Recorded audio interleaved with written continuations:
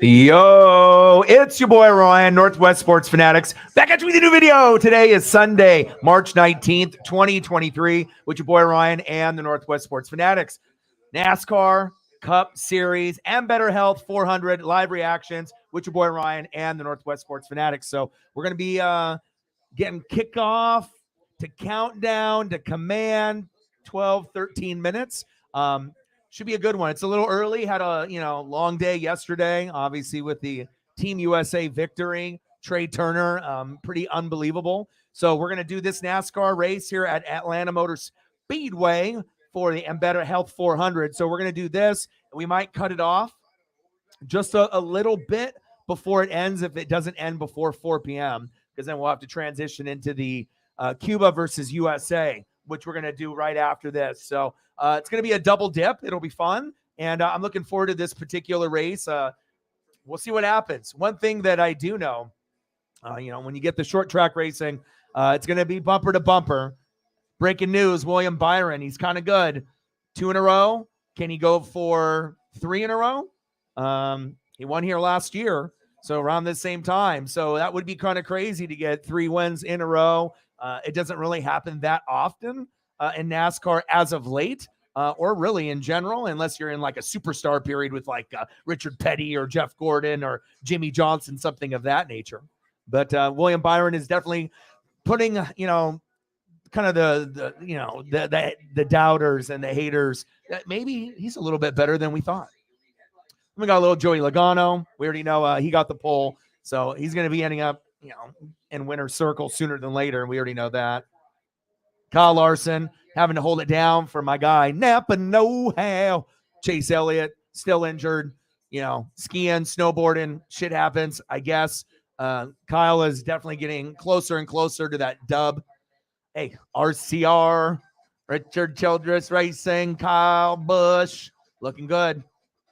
Ross Chastain, we'll see what you got going on today. Denny Hamlin, and we got a few others as well. Let's go. How are you? Good morning. Good morning. Let's get to Ondo. Let's do it. And I'm ready. I'm ready to go. Obviously, anytime when we do them early, I mean, obviously we usually do stuff more in the afternoon, late afternoon, or the evening. But sometimes you gotta double dip. So we'll see kind of how everything flows and how everything goes.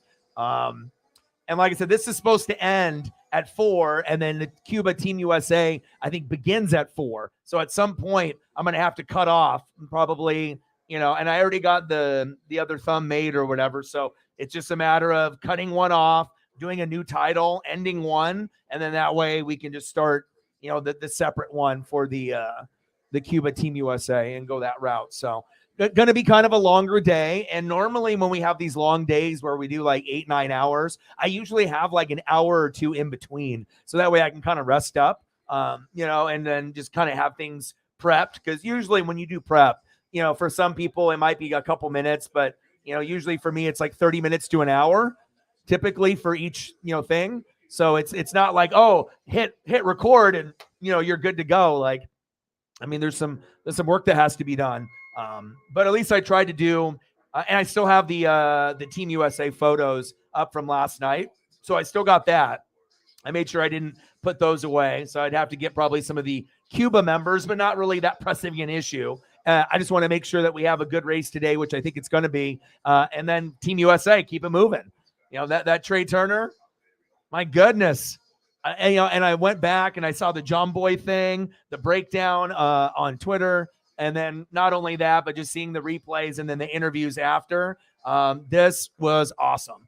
And for him to even say that it's louder than MLB, it shows you that, playing for your country, that's a big deal. You know what I mean? Not only for people that are representing, the USA and the United States, but for the people that are foreign born, that's why this shit means so much. So like, yeah, the Mets fans are mad that Diaz is down, and hell, every fan would be like upset. But they're representing a piece of who they are, their culture. So that's why doing these team things really mean a lot more than some people think. Some people say, it's just a little tournament. It's not Major League Baseball. But to like a lot of these guys, if you can like see deeper, into the, read between the lines. That's why these guys are so hyped up, because it's representing who they are as part of like their heritage and their culture, and wanting to be number one for their culture and for who they are. So of course, if shit happens here, of course the Mets fans are going to be pissed, but I mean, it could happen in spring training. It could happen like Chase Elliott, it could skiing, snowboarding during the season. I wonder if they'll make a rule, or they'll just keep letting them do whatever the hell they want. They're just such a intense person. So they do NASCAR, right? That they have to do intense things, during the week so that they can keep that adrenaline rush going. I don't know, but I hope Chase never gets hurt ever again during the regular season, though. You know what I mean? I'm ready to go. Wayno. Oh, I know. You got a lot of good players. You know what I mean? Now it's like I understand what it feels like to be a Cardinal fan, or a Brave fan, or a Philly fan, or Yankees or Astros. Like, it's like when you have this like continued success, or if you've been successful prior, you had like, Tony La Russa, Mark McGwire, you go back into the history, Lou Brock, Ozzie Smith, and all the other Vince Coleman. I remember baseball cards when I was a little kid. And so sometimes it's like you remember names that you probably shouldn't remember, but you do, just from, those old school ways. So let's go. Breaking news. William Byron is good. And especially with Chase out, probably people thought there's another guy on the team that might be getting wins sooner, but he's like, hey, I'm pretty good here. So it's always cool to be able to see the evolution of drivers, where we, kind of have an idea of who our favorites are, who the best are, right? There's not a lot that are like top tier that are right now. I mean, this is one. Here's another. The OG. And then the up and comer. So, and then obviously Chase Elliott, Mr. Napa Know-How.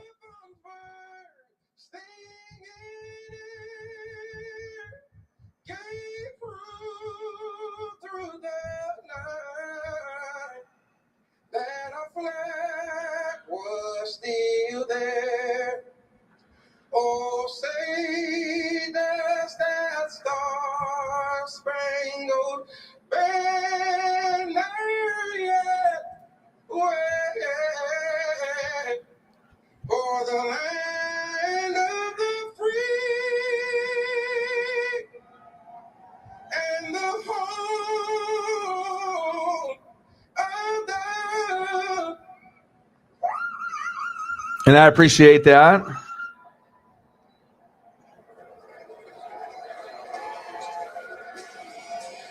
Which driver will hit the high note today? Thanks for being a part of Nascar on Fox. Enjoy the race, everybody. Like, it's just so weird. Like, if you are a Chase Elliott fan, or whoever, if your favorite driver is, it could be anybody, right? And if they're not able to participate, like, you still love what you're seeing, but it's like, okay, I want to be able to, see Mr. Napa Know-How out there. I mean, that's when it'll get really exciting again. I mean, I'm excited every week, but to be able to, root for your favorite, it's a weird thing not being able to have him out there, but at least it's not like season ending, which would have been terrible. A goat has entered the room. Finley. What's good, man? What a USA win yesterday, and we're double dipping today. This is going to be a long day. I had to try to prepare Paisley. I already took her for a long walk. She's already been whiny. It's just me and her, just chilling. So, yeah, grind it out. So we're doing this. This is supposed to end at 4. Cuba Team USA starts at 4. Something has to give. I need a little time to be able to set up the next one. So I might have to cut this one off, or hopefully there's, not a whole lot of cautions, and maybe it's a quicker race, and maybe it'll end at like 3 hours and 30 minutes. So I won't have to end anything. Like, I just wanted to be able to have everything end smoothly, but who knows? I mean, this could go long. We're still going to keep coverage of what's going on, but I need to, have the time to get things kind of situated. And then Cuba Team USA. So we'll start off here, and then we'll magically end up here. Should be fun. especially what happened, yesterday. That was crazy. Crazy stuff. And like I said, this particular tournament is a different type of tournament than I think any other tournament for like basketball or football. It's just different. It's a different vibe when you're representing your country, but it's not necessarily like Olympics, but it has that kind of Olympic pride feel, but sometimes maybe even more in this particular tournament. Just like every other all-star sport, right? Guess what? All of them fucking blow except what? Baseball, because they fucking try. They play defense. The game means something. And it even means something at the World Baseball Classic. That's when you know you're seeing the best, is that when you're seeing shit that's like, the other thing, not regular season, not playoffs, but all-star. No, it's not an exhibition. It's exciting because they're trying hard. World Baseball Classic. It's not like a bunch of jobbers out there. You got some amazing guys, right? And these motherfuckers want to win. It doesn't matter if they're from USA or a foreign country. Everyone is talking shit. They want to win. And it's not only for bragging rights, but it's to be able to be proud of who they are, for their legacy and their culture and heritage. It's a big fucking deal. Trey Turner in the interview afterwards, they said, what did you think about the experience? He said it was louder than the World Series. It was louder than anything he's ever heard before on an MLB platform. What does that tell you? You don't think that these guys are excited for fucking World Baseball Classic? And I think even hardcore MLB fans that they said, I'm not watching this. I got other shit to do. I think they'll be regretting it. You can see the highlights later, but what we watched live, that was a piece of history that I will never forget. Fucking awesome. I did watch the trucks, and Estes, the guy that actually drives the Napa Know-How, right? Napa Know-How is fucking number one, okay? They can do it in the trucks, too. I saw that kid. That kid actually is really nice, and the Napa truck is the best one out of all the trucks, man. Just like in the cars, baby. Let's go. Let's go. Finley in the building. Mike, the legend, Mike in the building. RCR, Rowdy Nation, Kyle Busch in the building. Let's go. So, long day. We'll start here, and then hopefully it'll end like at 3:30, just naturally. I'm hoping, 3:40, and then I can just be like, boom, and it'll give me 20 minutes, which I think I can, parlay some stuff, boom, boom, boom, and get it going, and then we'll be good to go. So, breaking news, William Byron is good. We know that. But we have other favorites, other people, right? The Fords are just, I don't know if anyone ended up seeing the starting grid. I'm a nerd, so I'm like, okay, Logano, Cindric, Blaney, Big Bad Brad, Eric Almirola, Harvick, Busher, Briscoe. That's 8 spots, right? One thing in common, they're all Fords. Okay, you don't even get your first Chevy or Toyota until 9 or 10. Larson and Bell. Interesting. So it's going to be a heavily dominated Ford race today. So if you're in a Chevy or a Toyota, you're probably fucked. But we'll see. We will see. Larson's going to see what he can do. Oh, it's Mike's favorite, Kyle Busch. And I did see the thing where he said that I'm nerding up. It's like I never nerd down, I nerd up. So when I know that you love something as a, fan, friend, family member of this channel, if I know you love something, it's going to make me want to love it too and like keep up with everything that athlete or driver is up to. So I saw this recent interview, and he says that Kyle Busch, he says he's tried to be able to talk to some of these other drivers, but I think that just the kind of internal hate, based off his success and everything that's happened, that they don't talk to him. So he kind of gave up. So, I don't blame him. You know what I mean?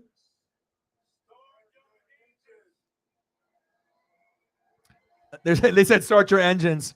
Come on, man. We need some more enthusiasm than that. It's Atlanta, baby.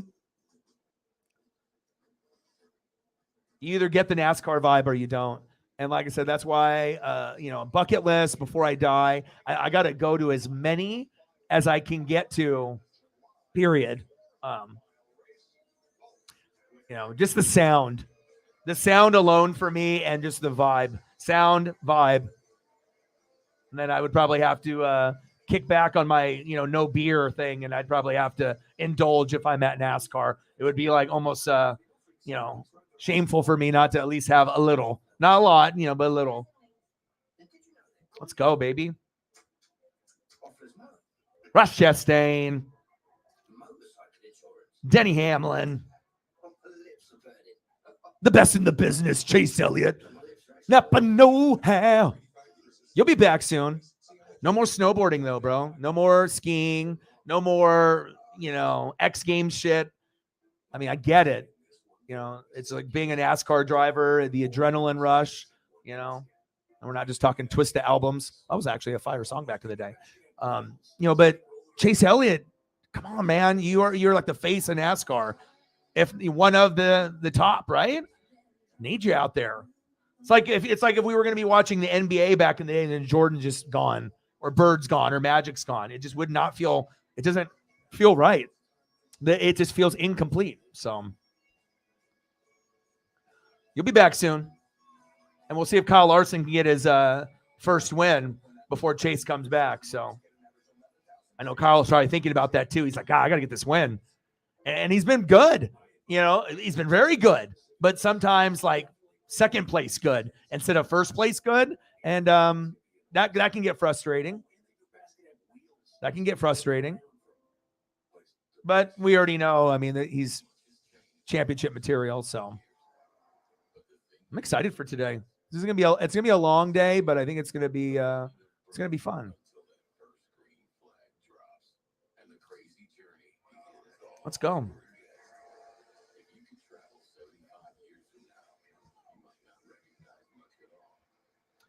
Yeah, I did see the Brandon Cooks guy. That guy gets I've seen him at Oregon State, so I already knew that, a lot of times when the NFL draft, or because I live out here on the West Coast, right? So a lot of y'all live in the Midwest or the East Coast or the South. So I give you a different type of swagger and kind of flavor, and we do things a little bit differently. Each, region has its own swagger and their own type of style, right?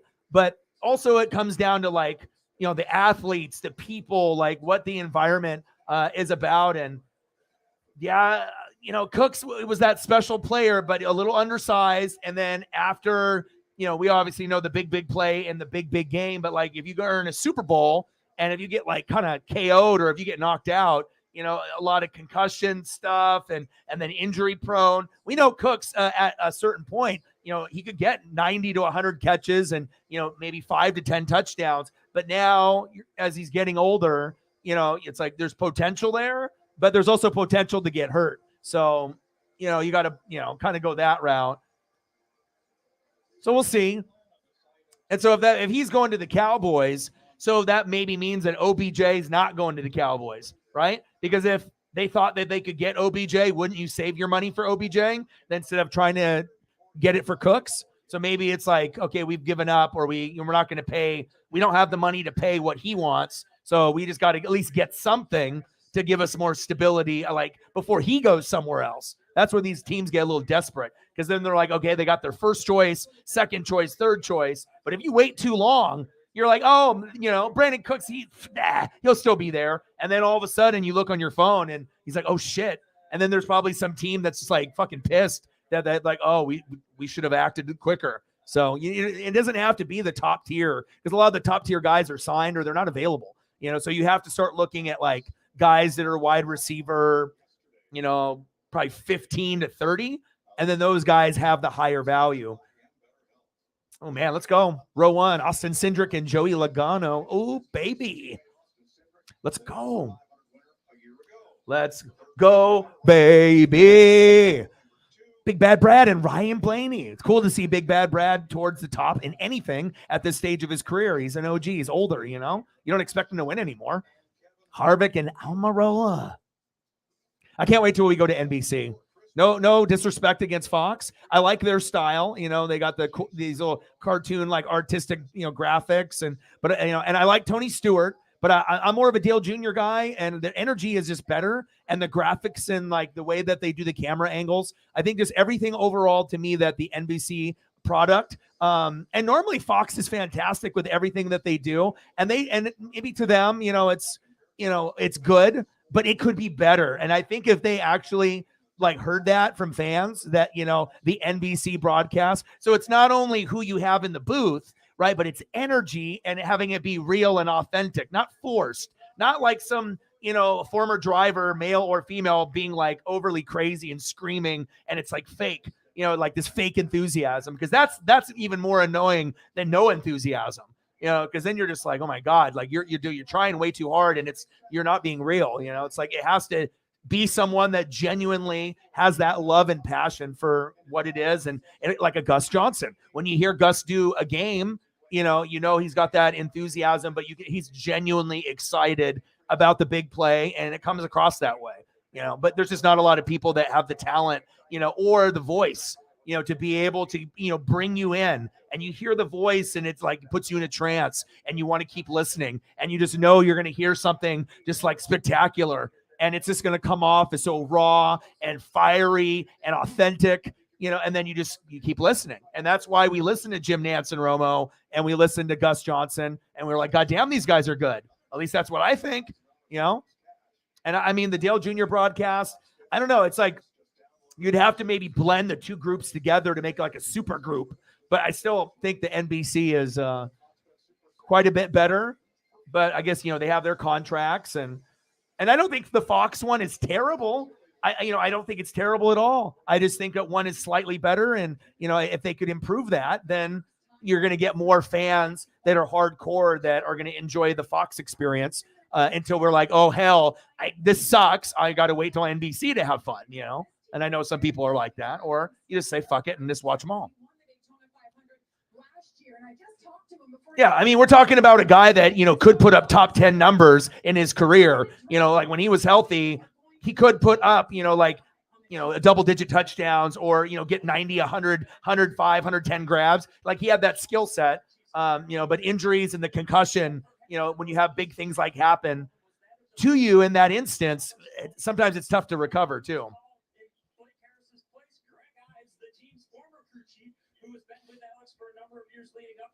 Yeah, I was going to say all the other prices and everything else, you're going to be able to see a shift, and it all depends about negotiations too. And then the Laramie Tunsil, I've been up for like 3-4 hours, 5, 6, 7 hours. I've been up forever, so I saw that. So remember, he was supposed to be the first pick. Then he smoked out of the bong mask, right? Got caught with the photo, then slid, right? And then Miami Dolphins, and then the trade. And then in return with the trade to the Texans, they got Waddle and Tyreek with all the different picks. They just cashed in, right?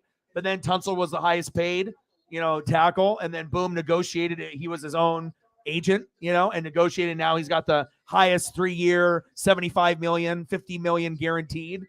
That's pretty good to self-represent yourself. And the Texans are like, you know what? Fuck it. We need to make sure we have this for the quarterback. And that's always been our problem. And as long as he's putting up the stats that back up that money, or, if you want to reward him, and be like, we love you and we don't want you to leave, and maybe we'll give you an extra, 10 or 15 million more than what you should probably get, but we're going to incentivize you so that way you don't leave, or,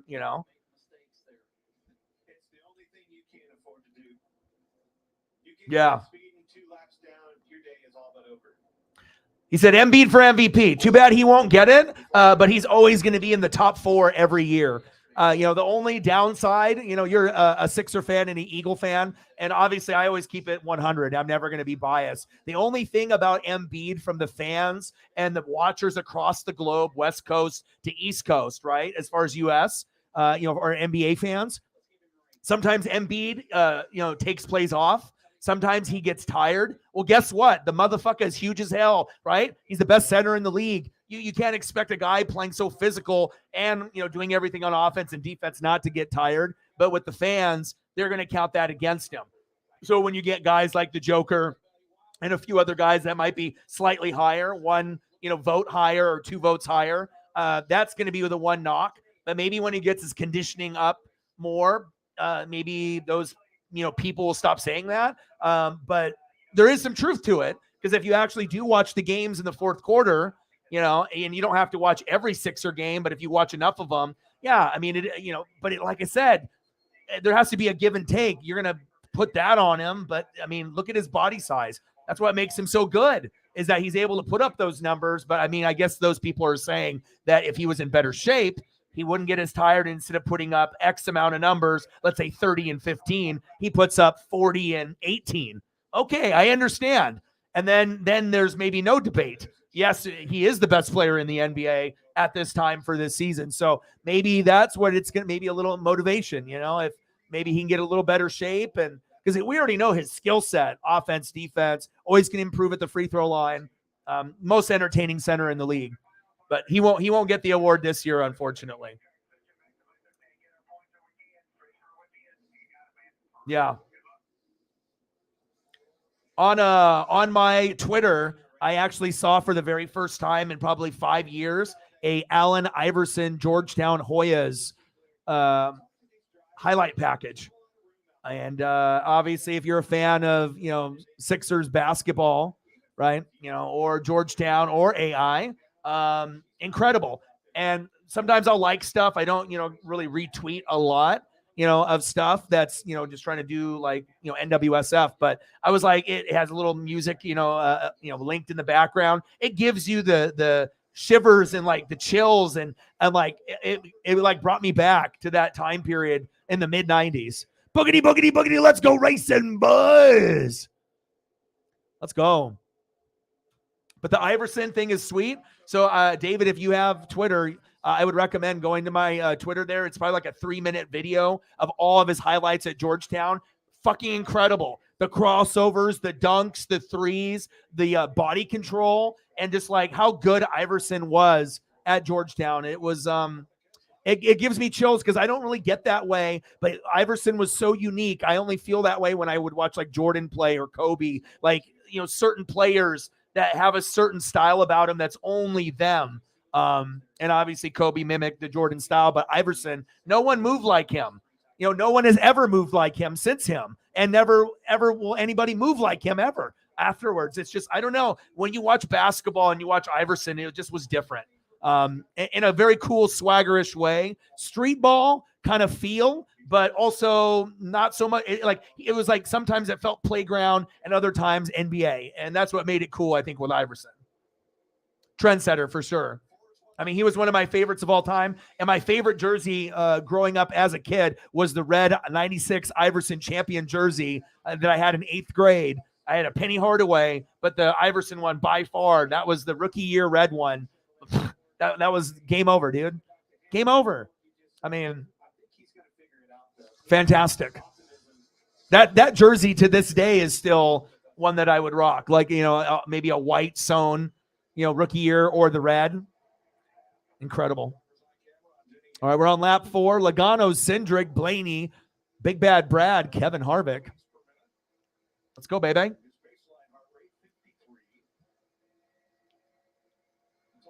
I think people think he can get better. You can always get better at the line. He can always get better with, defense, leadership, being more vocal, moving his feet on defense. And obviously the main one I think is, just the stamina and not taking plays off, but he just gets tired. He's a big guy. You can't expect someone not to get fucking tired. That's a bigger player like that too. So, yeah. I mean, it's Giannis, right?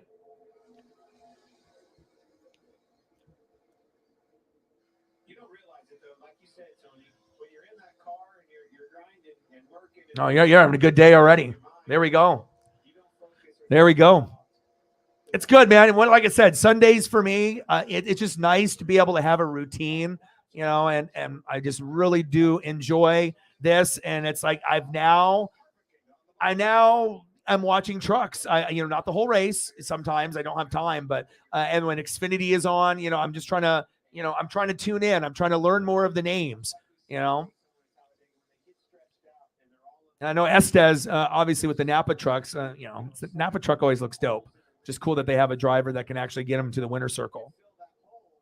But this race is going to be all Fords. Like I said, the first 8 spots on the grid, right, were all Fords. And then we had a Chevy and then a Toyota. So if we end up getting someone that is in a Chevy or a Toyota from the back, there's Rex, and they end up moving up, that might be the only thing that saves them from the Fords today.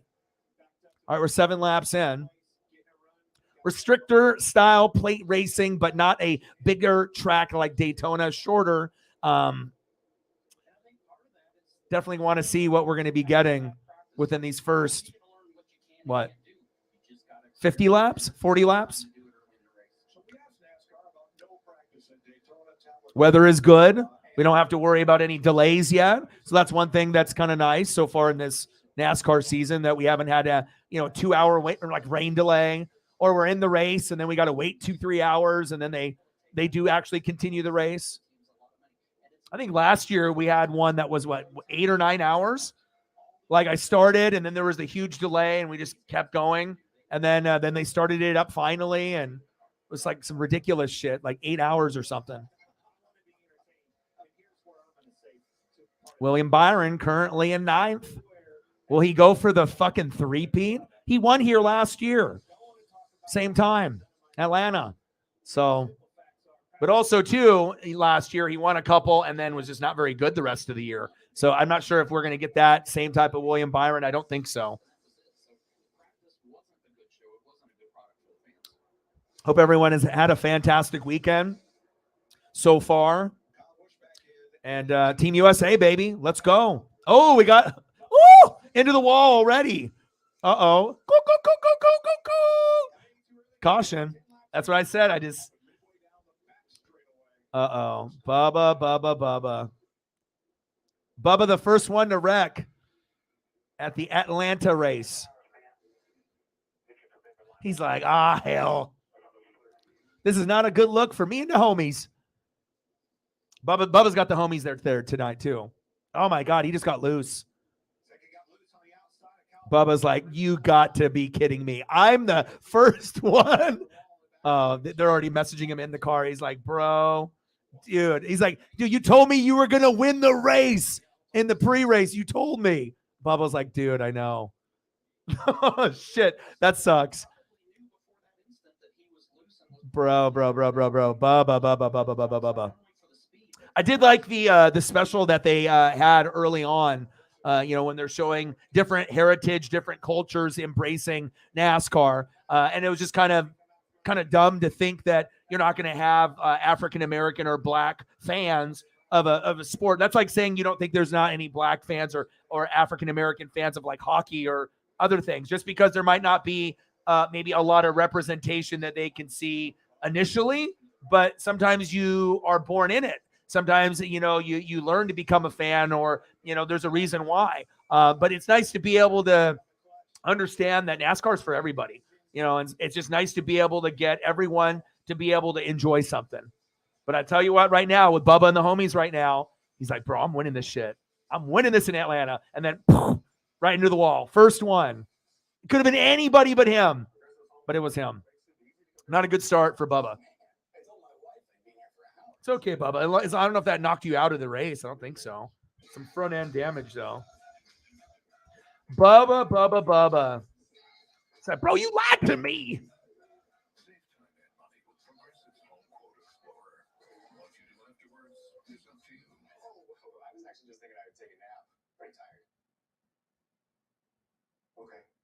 This year at Ashley's anniversary sale, we were able to secure a more affordable price on the same great quality as before, and we're passing the savings on to you. And bonus savings on outdoor furniture. Plus, we're offering 5-year special financing only at Ashley. Oh, you do? Oh, that's awesome. Bro, if you actually wow, that's cool. That's so cool, man. And like I said, even to this day, the champion stuff and like the older school stuff, it's just so valuable. Starter jackets that are original. So if you were like an 80s, 90s baby and you ended up having some of that stuff, or you still have it, people pay top dollar for that old school stuff, man. That is so cool, man. Hell yeah. And obviously the black jerseys are incredibly fire too. And then you get certain ones that have pinstripes. I mean, there's just Philly had some pretty cool looks, especially in that Iverson era for sure. Eric Snow, Iverson. Oh my goodness. Back in the day.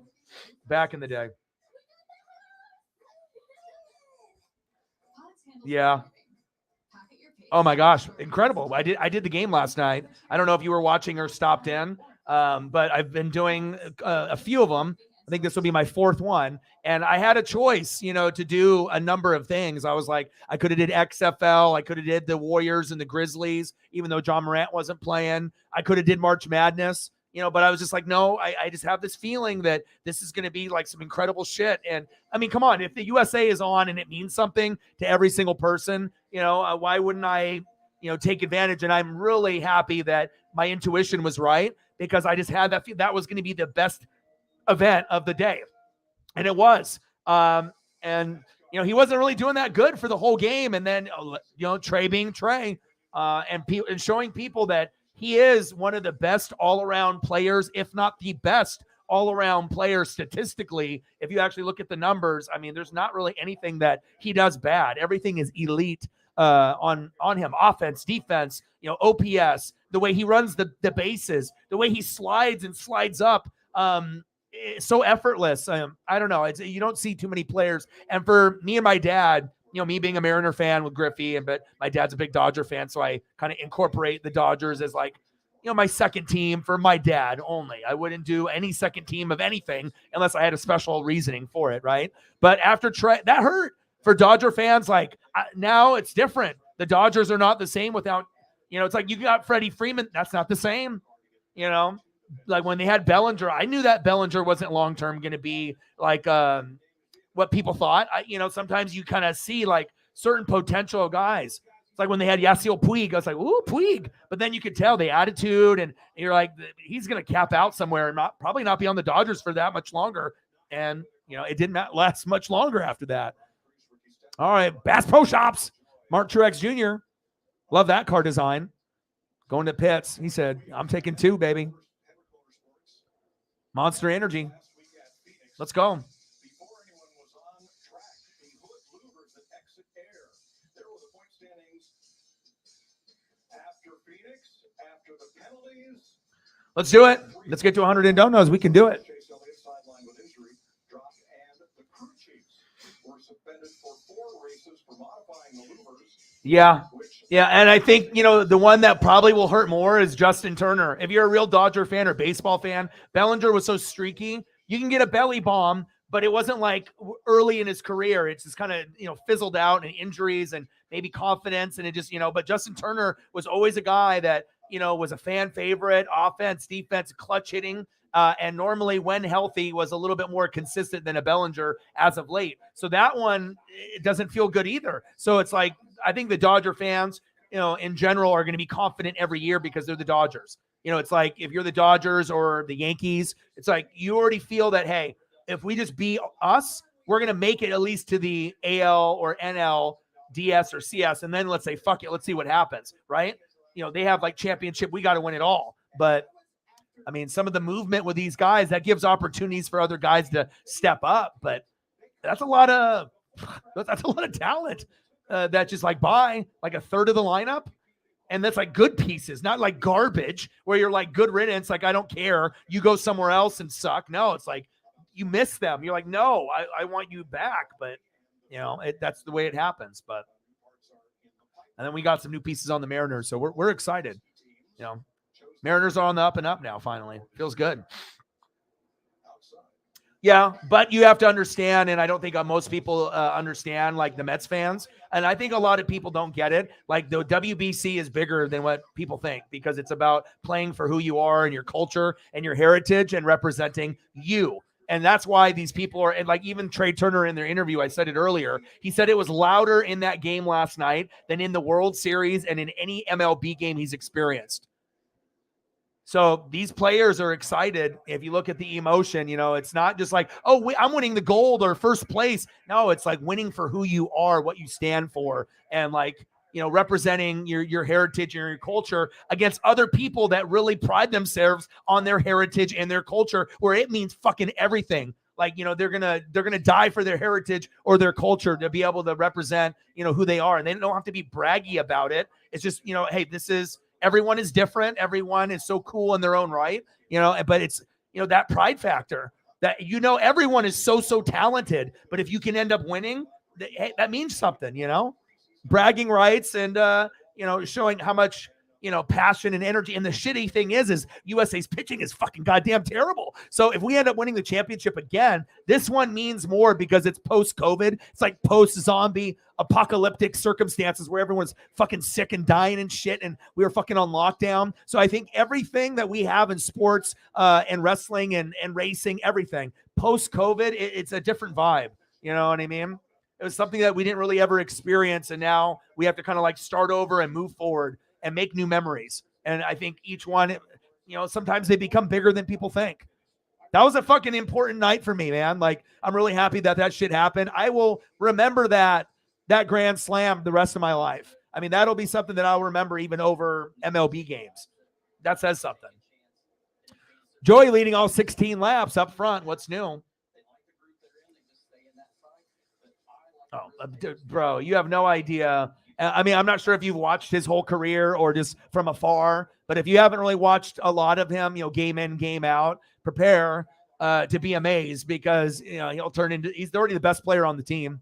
You got Bryce Harper, but, I think game in and game out, you're probably going to get more consistent production out of Trey, because you're going to get those games with Bryce where he goes 0 for 4, and then you're going to get games where he goes 3 for 4 with 2 home runs. But, you're going to get a lot of more of like the 1 for 5s. But I think with Trey's usually a 2 for 5, 3 for 5, 4 for 5, 3 for 6. He's a guy like that. Yeah, he'll have an occasional stink, but not often. So, and then when they get both of them, fuck, man, that's when I'm going to be doing Phillies games on here. I'll be doing, Braves, Cardinals, Dodgers, Mariners.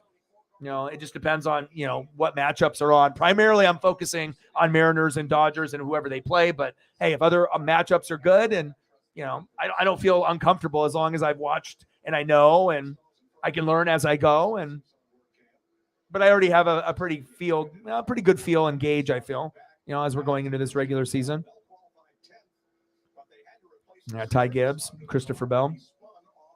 God, it would be so cool to be able to be a driver. I mean, obviously you wouldn't want to be a shitty one because then that would be really frustrating and tough on the mental health. But just for like the racing aspect, just to be like, I'm a professional driver and to be able to go to different courses each week and drive almost 200 miles an hour. I don't know, man. Like, you have to be so mentally tough, but to be able to drive a vehicle legally and just go fucking crazy 200 miles, that sounds pretty awesome to me, man. But I think the best thing would be is just having good people around you. Like, having the good pit crew and the crew chief, because then even if you're not the greatest, they'll make you better. I mean, there is a gap between the elite, the great, and the good, and the average. That's for damn sure. 22 laps in of our 60-lap stage 1. Joey Logano being Joey Logano.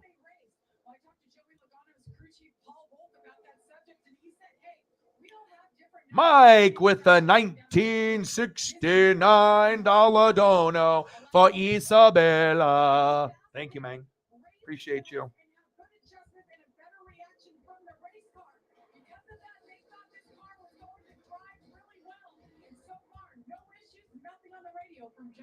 Nothing from Joey. He says, don't talk to me because I'm in first place and I'm killing it, baby. I was on the pole.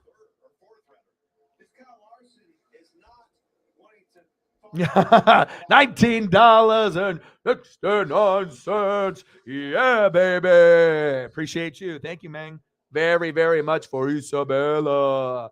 Bang, bang, bang, boom, boom, boom. Stacks on stacks. Oh, no, racks on racks. Cactus Jack. Bang, bang.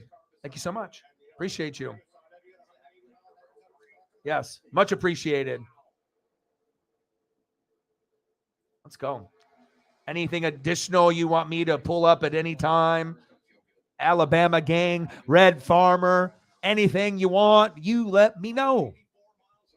I mean, we could always go, something like Cale Yarborough or some of the old school. I mean, mix it up. Doesn't necessarily have to be one of the favorites, but just like a piece of history type of thing. I always looking at the Petty stuff and the Earnhardt stuff. I can look at Earnhardt stuff all day. I mean, sometimes I'll catch myself looking at Dale Earnhardt autographs, not junior, but senior. And I mean, a lot of the stuff that's like authenticated or that was on like press pass cards that's like maybe it's not graded, but you know it was in a pack that was signed by him and it's like legit. You're still paying like $500. That's pretty expensive for an auto. You know, some autos you can get for like 100 or 200 depending on the person. But again, since he's passed away, limited things that he signed. You know, some stuff was, you know, a poster, you know, memorabilia piece, and then you had these cards. And Dale has a beautiful signature. Like, you know, like he actually took the time to sign Dale. I can read it. Earnhardt, nice cursive, like fancy shit, you know, and the nicer the autograph is, the more that you're willing to maybe dish out, you know, and obviously it's being limited. So $20. Let's get to a hundo. Let's do it. Let's go. All right, time to put up some Kyle Busch photos, baby. My symptoms are mild now, but I'm not waiting. If it's COVID, Paxlovid. Having even one risk factor like being over 50, diabetes, or smoking increases your chances of severe COVID. Taken within 5 days of symptoms, Paxlovid reduced the risk of developing severe COVID-19 by 86%.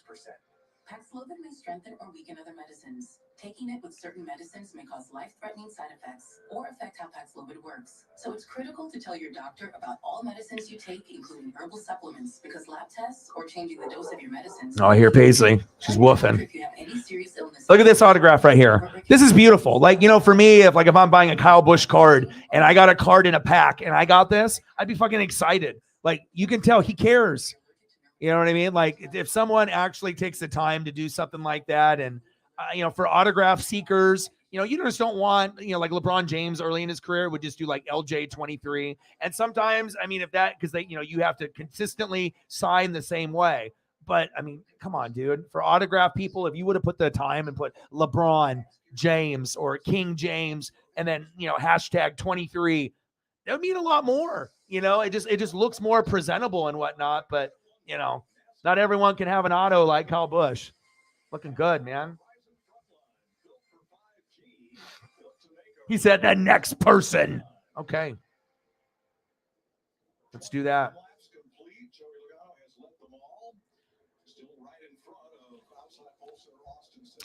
Joey Logano, the Coca-Cola family.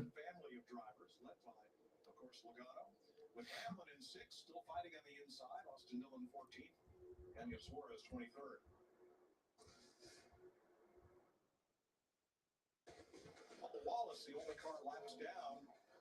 Spawn hit the wall on lap 10. Moody Barker's crew made repairs. He's back out there, but 2 laps to come. All other 35 cars on the lead lap here. Logano, Cindric, Blaney, Keselowski, and Kyle Larson, baby. In 5th, Hamlin, Byron, Almirola, Buscher, and Kyle Busch. Let's go. Kyle in 10th. Let's get up to 5th, baby. 32 laps in, pretty clean. Besides Bubba. What is he down? A lap? 2 laps?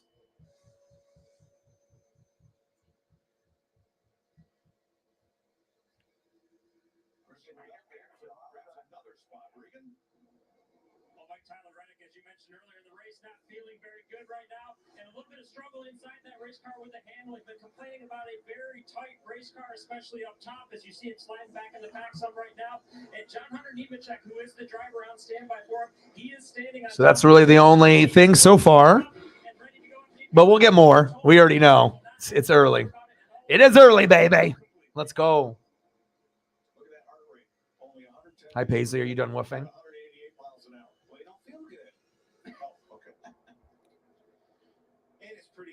Pretty calm right now. This is the calm before the storm, but this is 34 laps in. Everyone's kind of getting settled in. God, how many more races until Chase is back? What's the update on that? Someone's got to have that information. How many more weeks?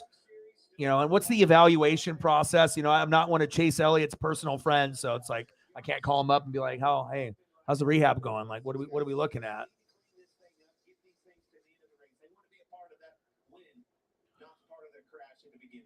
Now, That'd be insane if you were like Chase Elliott's friend or any friend of anyone that was a NASCAR driver. How cool would that be? Then you can like go to their house and do one of those like racing simulators. Have you seen those on the fucking internet? Some of them are like insane. They're like $10,000, $20,000. They have ones that are like trucker ones that look incredible. I was like, dude, I could do a trucker simulation. That shit looks hella fun.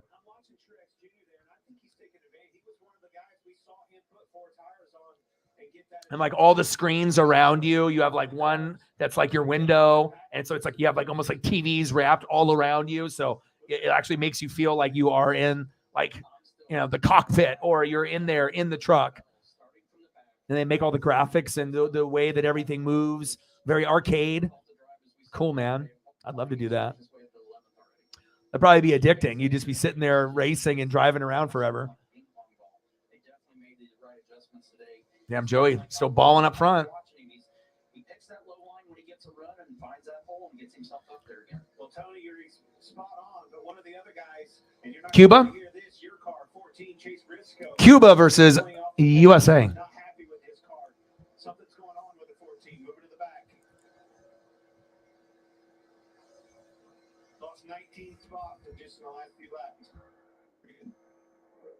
You guys mentioned that 14 car right now, and he has got a lot going on. The front is tight, the rear is sliding, and he said he thinks it's all aero. Not really sure how they're going to fix that for that race car today right now, but he is struggling out there. Sorry about that, Tony. I appreciate that, Regan. Thank you. I appreciate everyone's concern. Oh, you think, well, how do you know we're going to win tonight? There's no guarantee that we win tonight. I mean, this tournament is not, I mean, you got to understand also, too, USA's pitching is terrible. I mean, when I say terrible, it's terrible. Like, I mean, the hitting for Dominican Republic, USA, Venezuela, you know, or the top tier. But pitching wise, we are one of the worst out of this whole tournament. Like, you know, we have names, but it's like if we only have maybe like a starting pitcher and then that's all we really got, we can't really count on too much until maybe like the very last closer. That's kind of alarming, you know? So we definitely could have lost yesterday, but we'll see. But yeah, Mexico, if they keep moving, Mexico looks like they could win it all. I mean, I don't think anyone saw this particular Final Four, these four teams. So that's for sure. I definitely thought Dominican would be in the four. So sometimes you get surprised.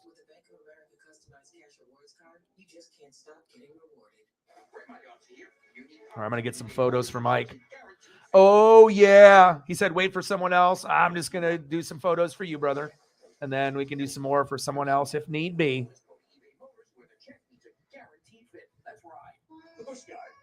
We're at a commercial break, so I want to keep moving. I keep working.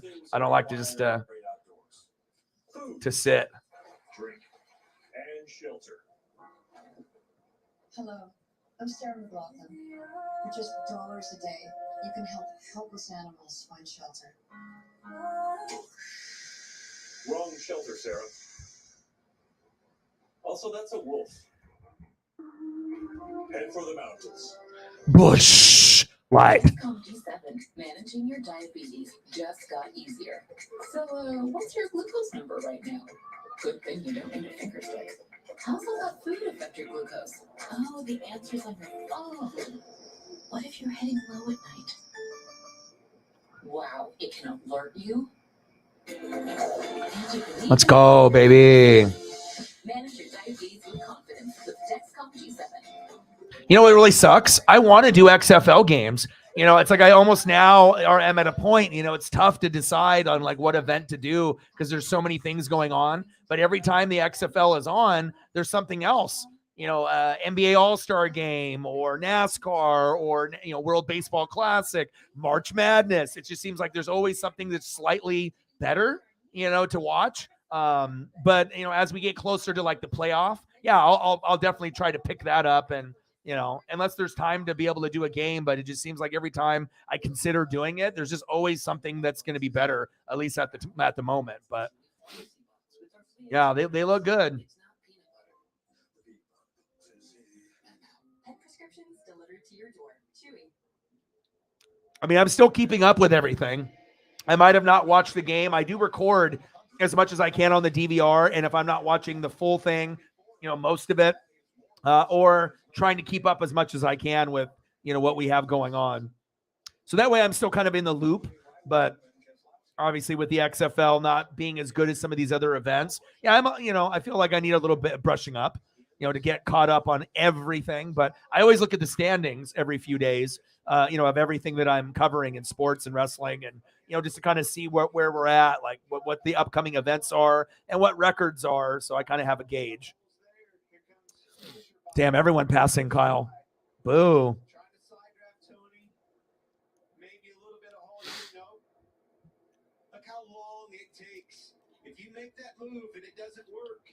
They'll definitely be in the running.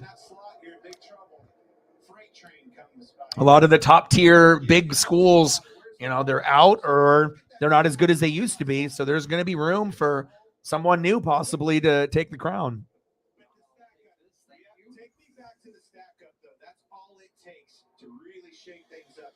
14 to go.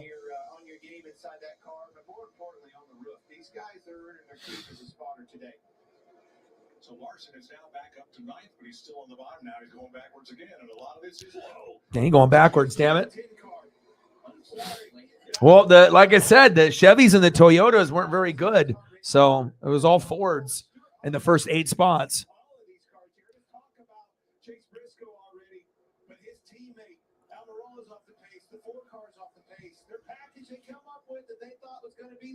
Eric Almirola, 35th, 16th, 30th. Ooh, that's tough.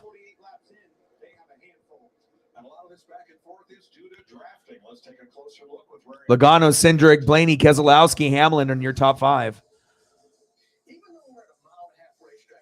All right, are we going to teach me something here? Talk to me, Larry McReynolds. Teach me something that I probably saw many, many times. All the airflow. All the drafting.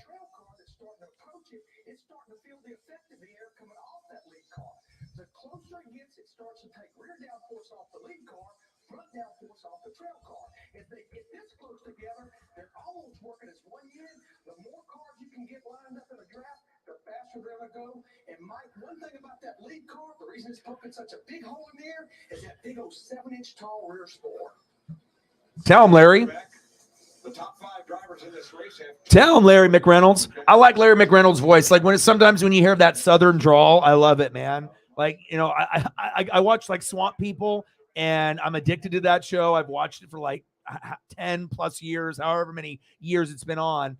And, the Southern hospitality is so true. The respect that they have, even for people that they're going against, or, rivals or whatever it is, someone needs help, you put the pride aside and you help them. And I really respect that, and I love the Southern drawl, like the slang. I like different slang from across the country, and everyone has their own type of kind of style of where they're at. It's very interesting. That's why I think I love people so much, and I don't try to be a hater. I really try to embrace everyone's culture, even if it's completely different than mine. Sometimes it's very cool. Like, it makes me want to, definitely learn more. It's obviously something special, for that particular area.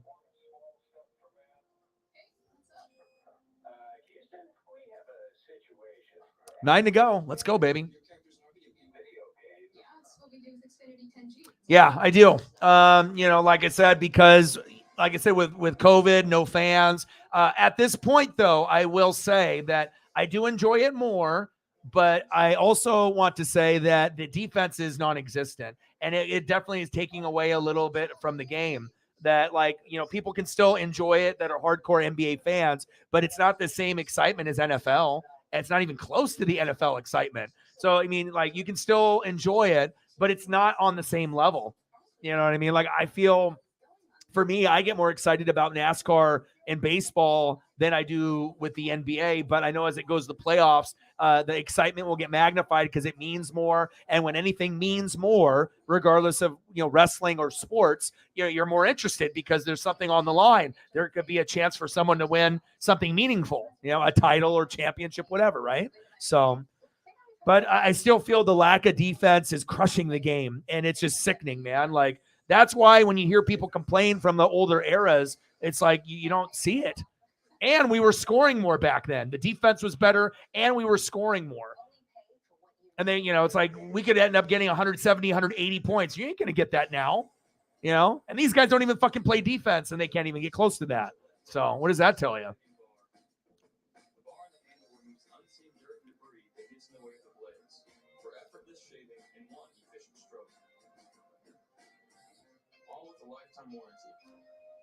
All right, 5 to go. Logano, Cindric, Blaney, Keselowski, Hamlin.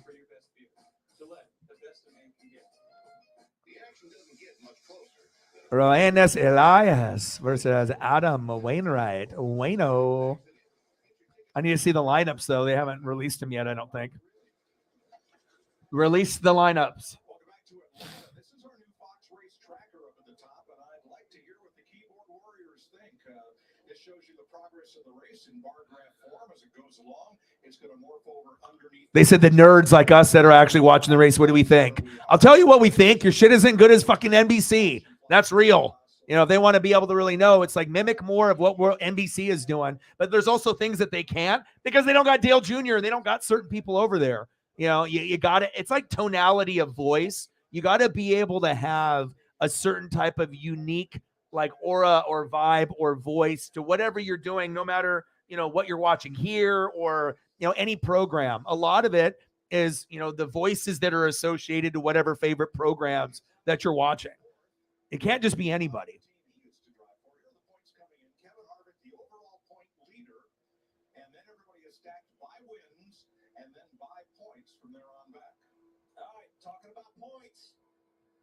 Byron, 2 wins. Kyle Busch, 1 win. Ricky Stenhouse, 1 win. Baby. Harvick at 151. Wow.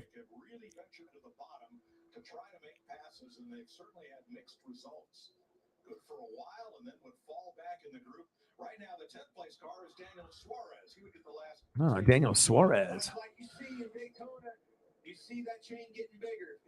And what do we got? We got, what are people watching? Kentucky and Kansas State? Is that what you guys are watching? What are you guys watching?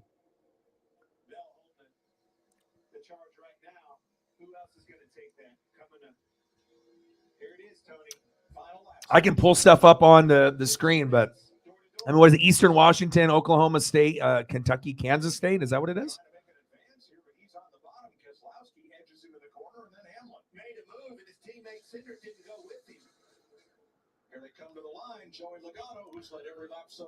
Joey.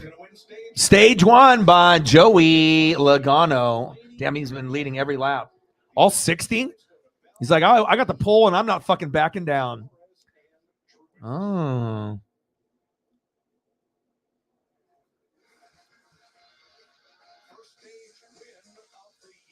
Wow, for stage win of him, huh? It's dominant. New house, eh? Well, you should definitely see how Geico can help you save on homeowners insurance. Nice tip. I'll give you $2 for the chair. 2? That's a Victorian antique. All right. How much for the recliner then? Wait. How did that get out here? That is definitely not for sale. Is this a yard sale? If it's in the yard, then it's for sale. Here we go. Geico. It's easy to switch and save on homeowners and renters insurance. Midfield where Colbert works into the secondary. Got a block and is down the sideline. Colbert, full head of steam, inside the 10, and a touchdown.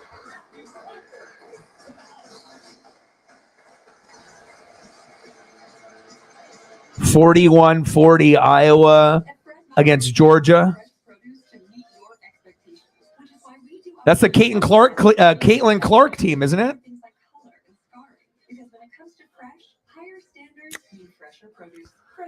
Kansas State and Kentucky at halftime. 29-26.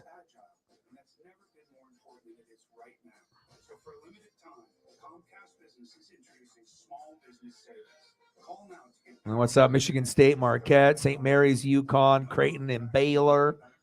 Fairleigh Dickinson and Florida Atlantic. Miami, Indiana. TCU, Gonzaga. Oh, okay.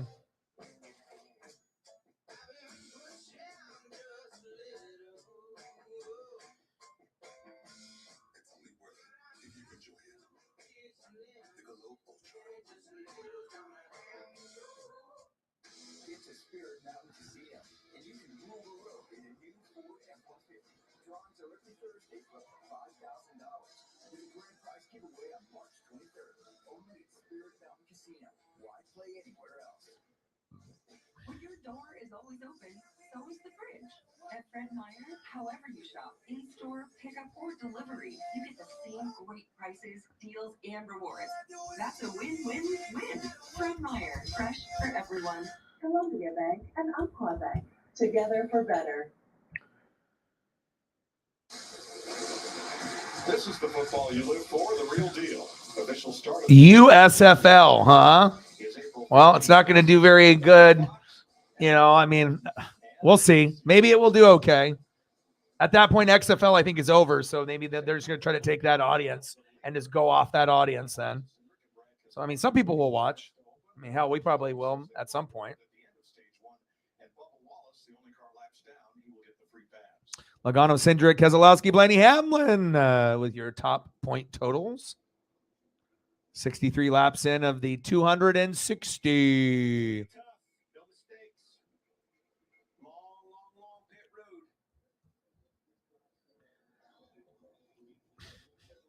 Mike. Very difficult. I mean, it's literally double what it used to be. Half this racetrack, half of a mile and a half racetrack is pit road. Can you imagine how antsy these drivers are going to be when they peel off and cross that commitment line? How long it is going to seem. One of the drivers that marched toward the front was Kyle Busch, restarted 17. What's up, dude? How are you, man? 7th. Let's listen in.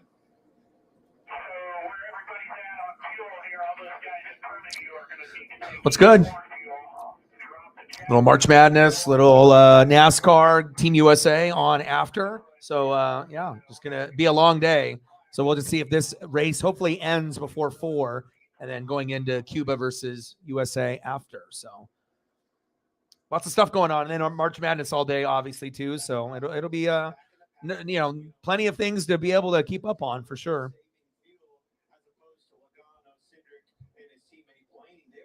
Hopefully you're doing good.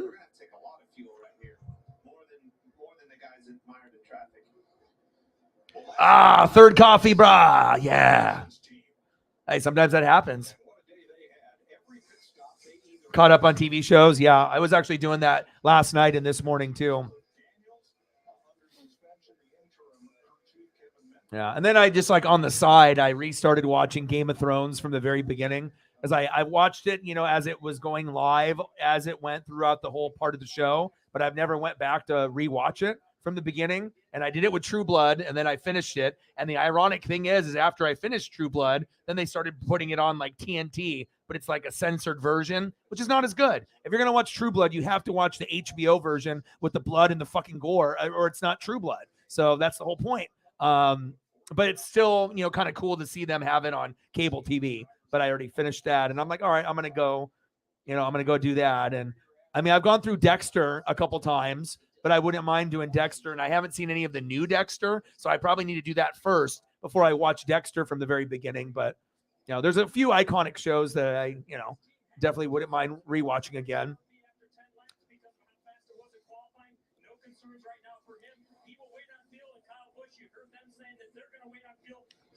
Yeah, definitely got to get a little of the cartoons in and Alaska programs, a History Channel. I like learning something, especially when they go through The Unexplained with William Shatner, and they go through a lot of things. And, if it's Discovery, History, Nat Geo, or Planet Earth, stuff like that. That definitely is what I'm looking at. Damn, up 6 spots with 4 tires. Nice job, Kyle. Nice. I watched that too. Dude, I like that show. You know what I mean? I try to be able to be so open about shows that, maybe even watching something that normally isn't initially like a part of my personality, but sometimes you just give something a chance and you watch it, and sometimes you fall in love with the show or the cast. And yeah, I like that show, bro. Yeah, I try to keep up with quite a bit. I can't even tell you how many shows I probably keep up with in a weekly basis, but I definitely have my favorites. And then some stuff is like, seasonal. So it's like you'll have your spring shows, and then once it's done, then you're going to have to wait till the fall, or maybe later, depending on the show. So, they have their little time period. So $20. Let's get to a hundo. But so far, race has been good, man. Just chilling. I'm going to go check up on Paisley, just me and her.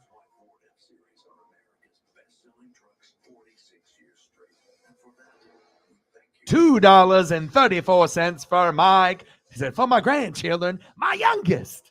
Thank you, man. Appreciate you very, very much. Entrust your heart to Entresto. Entresto helps improve your heart's ability to pump blood to the body. Don't take Entresto. Thank you, Odin, son. $30 donor. Don't take Entresto with an ACE inhibitor or Alispir, or if you have angioedema with an ACE or ARB. The most serious side effects are angioedema, low blood pressure, kidney problems, or high blood potassium. Ask your doctor about Entresto. Thank you guys very, very much.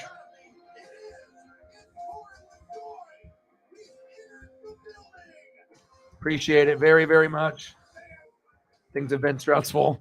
And obviously missing a week, that did not help the cause one bit. And I really wish I could have, pulled through. But when you get that ill, there's just nothing you can do. Thank you so much, you two. You guys are the best. Mike, $2.34. Appreciate you. Bang, bang, bang. Boom, boom. Bang, bang. Appreciate you. I owe you some photos, and it's for your youngest. I appreciate you. And Odin's son. Odin's son always, the OG, always doing things whenever he can, even sending me gifts like wrestling figures. It's a cool thing, man. I always like doing the exchange shirt thing with you too. Because sometimes you just have like certain people, for certain things, and I think with you and me in wrestling, like I have other people I talk with wrestling, but the connection that we have with it, how much we love it, and a lot of the similar eras and interests, we have a lot of this, it's just kind of cool. So it's like, instead of just buying something for myself or you buying something for yourself, and we're going to do that from time to time, it's like if we both know we're kind of in that mode and we have the money to do it, it's kind of to do that like gift for gift thing. It kind of makes it cool, kind of have an idea of what the person wants or what would be a cool gift. And yeah, I mean, anything wrestling figure wise, like I'm a figure guy, that's who I am, and it's not like I was super rich, but I definitely try to do that and have those collectibles, and it definitely brings me joy. And I appreciate you, man, very much. Always thinking of me whenever you can. Bang, bang, bang, boom, boom, boom. The original OG that believed in me. Cactus Jack. Bang, bang. Appreciate you, man. Very much. Yeah. And like I said, because like when I had the other place, I had my figures kind of in like the kitchen area. Girlfriend got pissed because I have so many moving boxes, so many fucking just out there, right? So now there's not a whole lot of stuff out. I got my fucking shit on my desk here, fucking decked out. I got 1, 2, 3, 4, 5, 6, 7, 8, 9, 10 on my desk here or behind me. And then I got a Cal Raleigh rookie card auto here too. And I got Hogan, Griffey, Mariota, LaMichael James, Randy Johnson, Dan Wilson, Randy Johnson, Ken Griffey Jr., Edgar Martinez, Cal Raleigh. But yeah, the John Moxley and Kenny Omega, I just put it on top of the cable box in the living room. I don't have any of my stuff out, right? And I just left it there to see if anyone was going to complain or say anything. It's still sitting there, and that's where it is, where I can look at it every day. So I got it and I got, stuff, kind of spread out and whatnot, but usually I'm confined to like a closet, or something, or storage, or something else. But when I have that little area, that's when I'm at most happy, where I can actually look at the collectibles and whatnot. So, I mean, and like I said, overlooking that thing, man, I don't know if I'll ever be able to open that, but just the amount of goodies that is inside that package, usually you're not going to have like 17 to 20 accessories inside, including belts and other things, weapons and tables. very cool. It's definitely one of my top 3 favorite that I have in my entire collection. Not only because it was a gift, but just who they are and exploiting barbed wire match. Come on, man. That's incredible. Like they did that figure justice. Like I thought WWE figures were dope with like the Elite and stuff. AEW, like, you know, they obviously piggybacked off that, and very cool. Very, very cool. And the packaging is really cool in that box set too. All right, we got Blaney Logano, Bush, Truex, and Big Bad Brad in your top 5. Any type of pictures you guys want me to throw up, let me know. Yes, much appreciated. You guys are the best. 52. Let's get to a hundo. We can do it. Oh, you did? The LJNs? Nice. Original LJNs are so expensive. You look them up on eBay. Bro, those are that if you want to be, if you're rich, that's what people collect. I would rather collect the Hasbro, you know, ones, the hard plastic ones from the late 80s, the early 90s. Those are my childhood. So, you know, the Ultimate Warrior, you push on his back, he jumps up. The Hogan, where you close the arms, you know, and you had the Bushwhackers where you pull down the. I got those ones, right? And then they went to more rubbery figures for Stone Cold and Rock, which are pretty cool as well. But the LJNs, if you're a little bit older, that's where a lot of the big money is for the wrestling figures, as well as those ones from the 80s and 90s, if it still has a cardboard, because the cardboards for those were so beautiful. They were red, they were green, and they had a big color photo of the wrestler on the right. Those you cannot. Like if I ever get rich, I want to collect those sets. Like those are, to me, are the most beautiful sets as far as the cardboard and the layout of what it looked like. Very, very cool. Especially, and then like the one WCW one I have. Most people don't have WCW figures, and I have a Hollywood Hogan Macho Man like duo, you know, tag team NWO, and it's like WCW. And like I said, most people didn't even know WCW figures were even available, and they weren't available everywhere. Nice. That's awesome. Yes, keep me posted on that basketball. And I'm seeing it here too, 31-30, Kansas State up on Kentucky.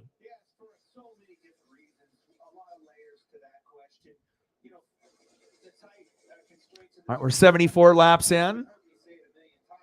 Kyle Busch battling for first place. Nice to see him up there. Thank you, guys. You guys are the fucking best. I appreciate you. You don't want to be back there. That's the eye of the storm. You want to be right there where you're watching Kyle Busch getting that push from the no, did they actually drop something new? They're the best, dude. Ringside Collectibles puts out like the best like custom figures that, you know, you have elites and you have standard figures, but anytime they release something, it's just always like the above and beyond. It's like whatever, like in your head, if you could have like a box set of something you could just come up with, like some kind of fantasy, you know, type of thing, like never is gonna really be made, but like, oh, this would be cool, right? Oh, maybe I have this weapon, or like maybe these two, or something like this, and then all of a sudden they're like, yeah, and they come up with like in the den, you know, and they go, oh, we're gonna make that, and then they just make crazy stuff. And I've seen some of their NWO stuff, and I'm like, holy shit! Like they got like the Wolf Pack, they got the old NWO, and plus the original NWO stuff that came out, very cool. Like the old Scott Hall, Kevin Nash, yes, Hogan. Oh, you just sent me the link. Larson gets down to the corner and the line checks up, and you can't just slam on the brace. So you have that. Oh, is it the ring? They have a new ring? Didn't cost him any time. Didn't cost him a position. So. Oh, wow. Yeah, I actually, you know, it's crazy too. I actually have like Raw and SmackDown rings that I've never opened. I just, you know, bought it back in the day and just kept it sealed. And the best thing about it is I have a cage accessory, and I never opened that either. And it attaches to any ring, and it's got it's got doors that open. The top collapses like Undertaker choke slam. So then it's like, you know, if you're playing with your kids, or maybe if you're me and a big kid, maybe one day I just fucking open it and I just start fucking around with it, you know? Like I honestly want to, but then there's just money, you know, that is going to be missed if I do that. But sometimes it's not about the money, you know, sometimes you just got to be, you know, you got to be your inner self, you know? And like I said, I've always, like back in the day, I was with a different girlfriend and I was raising this boy, Aristeo. I bought the cage for him. So I actually got to be able to experience, you know, not a lot, but a little bit with him. at that time, I think like 7 years old. And I was like, all right, here are some of my wrestling figures. And, and it is the coolest accessory that you can get. They have other stuff where you can get like backstage area. You can get like tables that collapse, announce tables, and it has like the removable monitors and cool stuff. So it's like you're, doing the wrestling figure thing and power bomb, table explodes. You can like snap it back together. Very, very cool stuff. But nothing is as cool as the cage though. And it opens up and, oh man, it's just very sweet, man. Like, and I was like, to this day, I was like, man, I really want to open those things and just like put it together and just fuck around with it for a little bit. But then if I do that, then, that's probably over $100, just like poof, gone. Cause and there's no way to like open it and put it back in. It's like, you're going to ruin the integrity of the packaging if you do. So.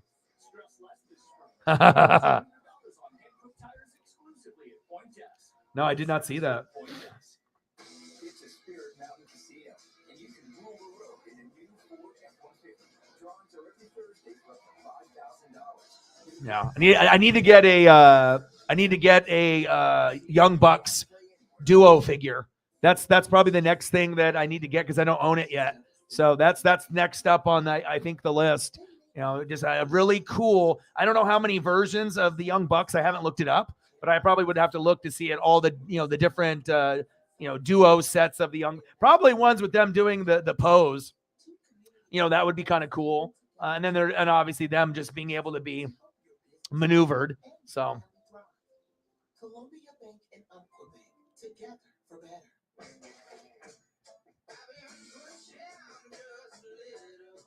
Oh no, I did not see that. Really? Send me a link, dude. Yeah, if you got anything link like wrestling wise or anything like that, hell yeah, man. You know what it is, bro. Like, we love football like very, very much and like other, sports. But like I said, sometimes wrestling for me is number one. I mean, it's just been a big part of my life at a very young age. I still collect the figures. I still watch every week. And it's like, it's something that's never like been away from my life. It's like The Simpsons. It's been there for me every, week or every, ever since I was little. So it's like that kind of consistency of having something. I never gave up on it. You know what I mean? No matter what, even when Vince was burying it into the ground, I never gave up. I kept it going. So.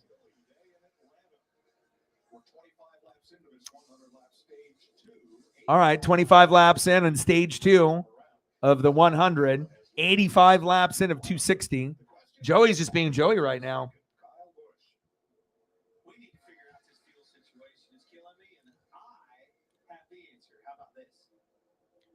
Oh, no worries. I'll be here. We'll do what you got to do. I'll still be here. I'm going to, like I said, today's going to be a long day. I'm going to be here probably from 12 o'clock, and we probably won't be done until like 8 something, I think. So. No, Andy Reid, get him a cheeseburger. Shit, I need a cheeseburger. Cheeseburger sounds hella good right now.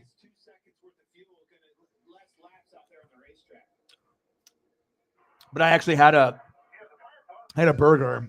I had a burger yesterday. Haven't had one in a long time, and sometimes it's just good to be able to have a nice solid burger and fry. Joey Logano, Kyle Busch, but neck and neck.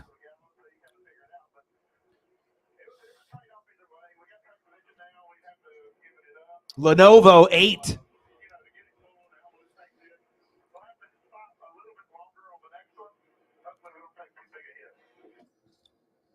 So the driver made that call for you. Wanted that track position, huh? Never heard of such. And not a normal paint scheme necessarily for either one. I mean, obviously we know with Kyle it's going to switch up all the time, and obviously we know Joey normally in the yellow. But man, those cars are flying, and it's awesome to be able to see Kyle up there because he's driving the Chevy. Still very Ford heavy though.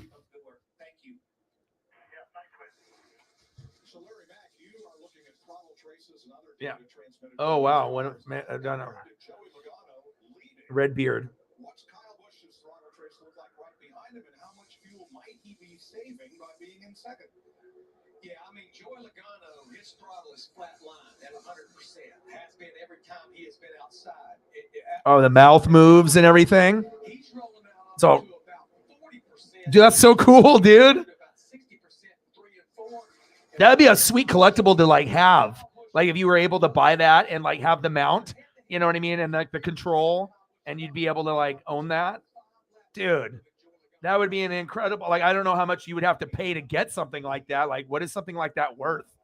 That is something like that worth like $200 to $500. I would assume, and I mean, maybe it's worth a shitload more. I mean, a couple thousand, I don't know. But I mean, I would assume even on the lower end, you're probably paying $200 to $500, I would assume. I mean, it doesn't look cheap. It looks like it's an expensive piece. Very cool, dude. No, I've never seen that. See, that's why I count on you and other people, you know, regardless if it's Sarah or Odin's son or any of our other, you know, Lenny D, you know, we have certain people where it's like, this is who we are, you know. Preston and Justin, you know, used to be like us, but, you know, they don't, you know, keep up with it as much. Especially Preston. He doesn't keep up with it as much. Justin does, primarily on the WWE side. He won't give up on that. Like WWE, he's always going to keep up, but I'm not sure if he watches every Raw or SmackDown or NXT in entirety. I know he likes playing video games a lot, so I know he does like MLB The Show and Madden and 2K. So I know sometimes that takes up some of his time. Shit, I don't blame him. That used to be my life, you know, for fucking 20 years. You know, just playing all the games on whatever system and whatnot. Big Bad Brad in fourth.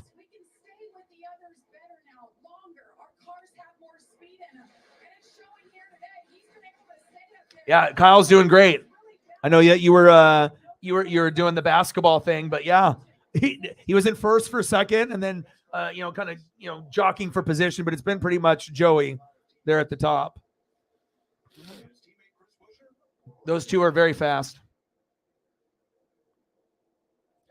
It's that expensive of a thing. $8,000. Wow. All right, so then we're talking like a $10,000 thing or something. Wow. Okay, yeah. So I mean, yeah, obviously if it's got all that extra mechanical stuff in it, then yeah, that would make sense. I guess I was just doing a lowball offer, hoping that it wouldn't be that much, that maybe I could get it or something. Yeah, it's not that much. It's only 10,000. How about 500? Oh, very cool. So what are they going to do with that thing? It just stays there at the guy just has it. The guy that created it, he's like, well, it didn't get used, so I just have it. I think it's fucking awesome.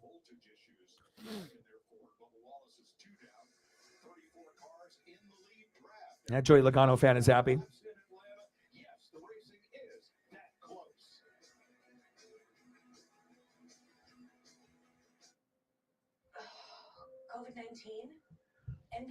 Yeah, very cool. All right, I'm going to go check up on Paisley real quick. And then my new favorite snack right now. All right, it's obviously when I got sick, right? So I was like, okay, I need popsicles. I need some mint chocolate chip ice cream. I just need shit that I don't really have that often. I just need to have it accessible. So that way, you know, regardless or not, you know, if I want it, it's there, right?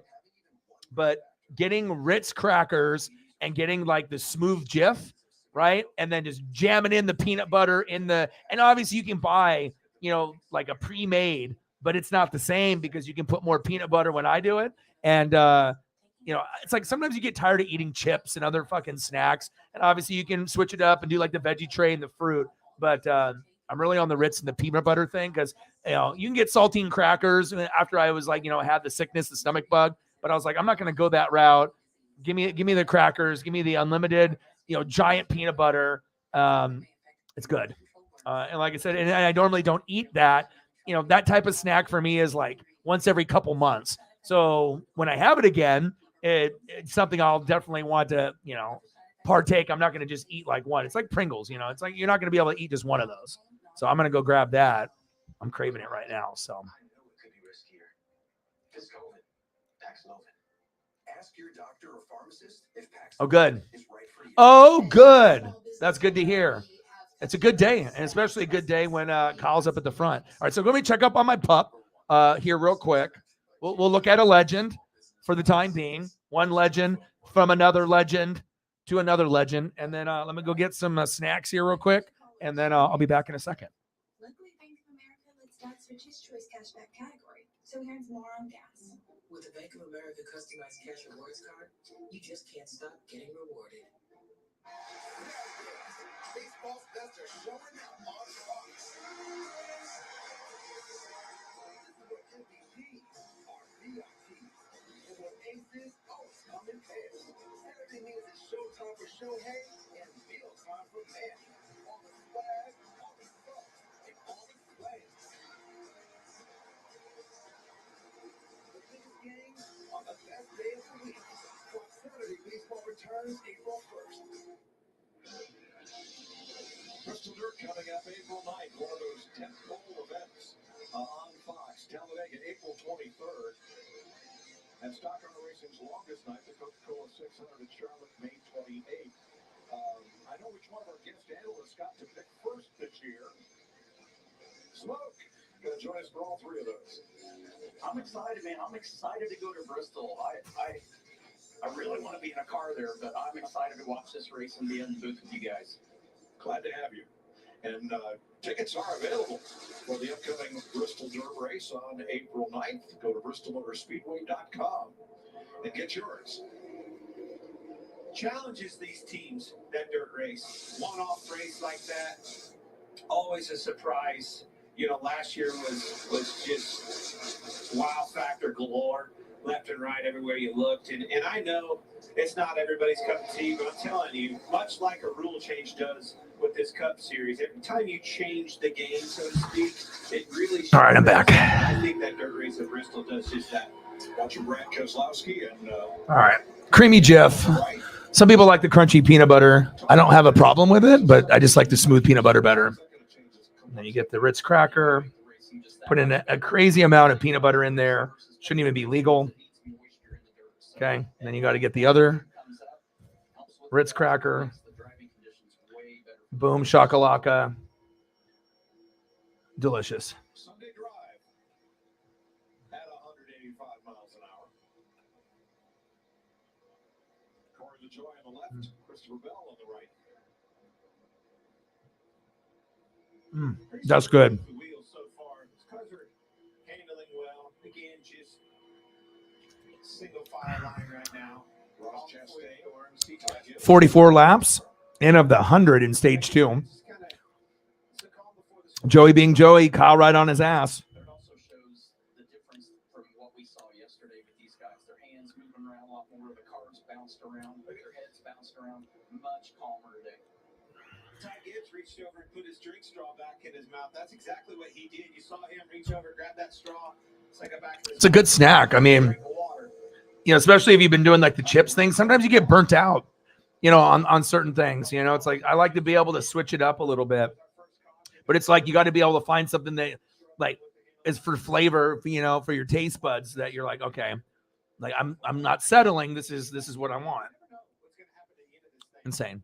Remember looking back, watching this race from a year ago, Chastain was a huge part of this race. It had bare bond, the whole left front fender knocked off of it, and was holding his own, Tony, on the bottom lane all by himself. Chase Briscoe, the Mahindra Tractors Cam, 30th place, but only 4 seconds off the lead. I say only. Can't eat too many, otherwise I'll just keep eating all of them. I don't even know how many packs I have. I don't want to eat the whole box of fucking Ritz crackers. I definitely could though. You know, it's like you just start getting into a mode and you just start eating one, then two, and all of a sudden you're like, oh, how many have I had? That was good.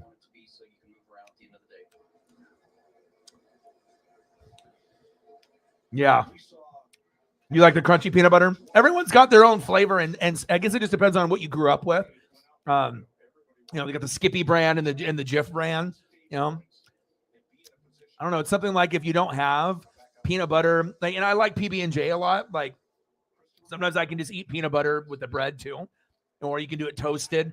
I don't know. It's like sometimes you just need to be able to, I don't know, kind of go back to your roots on, you know, what you used to have when you were a kid and whatnot. And I don't know, sometimes just toasting a piece of bread and putting peanut butter on it, sometimes that's good enough to hit the spot. Like sometimes for me, it'll be like bacon, or I'll do like breakfast food and it'll be like super late and I'm the only one up. And I just start making, you know, whatever, you know, bacon, sausage, or eggs, or just some toast, or maybe I'm just fucking bacon and I'll just make a bacon sandwich or something. You know, it's like, I guess it just depends on what you have in the fridge and what you're kind of craving at the time. But I'll tell you what, after streaming for 4 hours, 5 hours, or you're just chilling and it's late, definitely bacon late, it's really good. I know you're not supposed to be eating after 7, 8 p.m. Not good for you. I get it, but I try not to do it too often, but fucking hey, man, sometimes that's just what happens. You're hungry and that's what you do. Oh, I need to get my Gatorade out of the freezer. I got some Gatorade Blue in the freezer. I better go get that. Get that. Things are required in the great outdoors: food, drink, and shelter. Hello, I'm Sarah McLaughlin. For just dollars a day, you can help helpless animals find shelter. Wrong shelter, Sarah. Also, that's a wolf. Head for the mountains.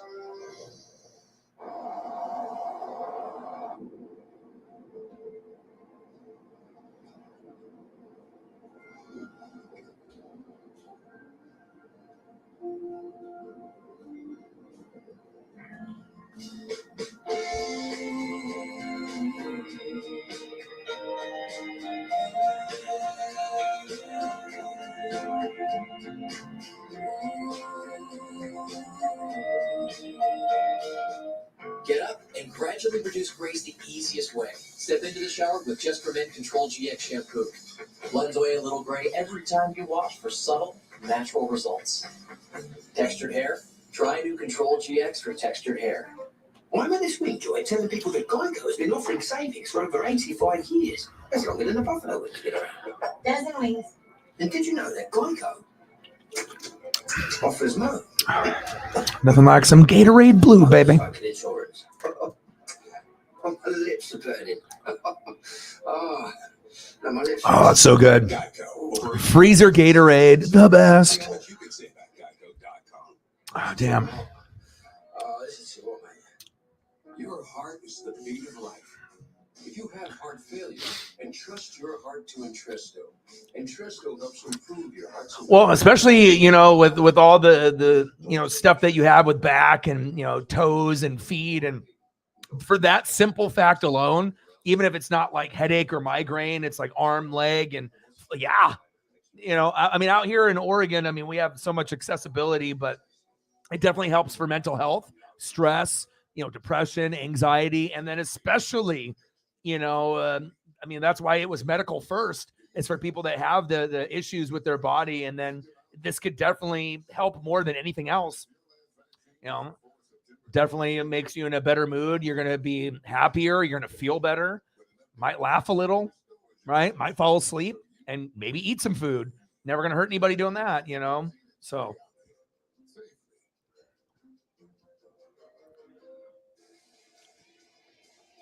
Welcome back to the Ambetter Health 400 on Fox. 150 laps. 56 laps in stage 2 of 100. It's been pretty much the Joey Logano show all day, every day, but Kyle Busch is right there. He's not too far behind. Logano, Busch, Blaney, Keselowski, Buescher in your top 5.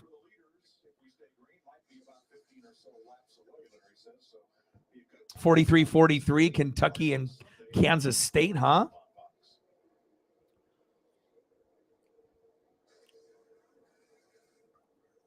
Oh, crank it up. Oh, you sent me some more links. Cool. Let me see what you sent me. Ooh, Vader.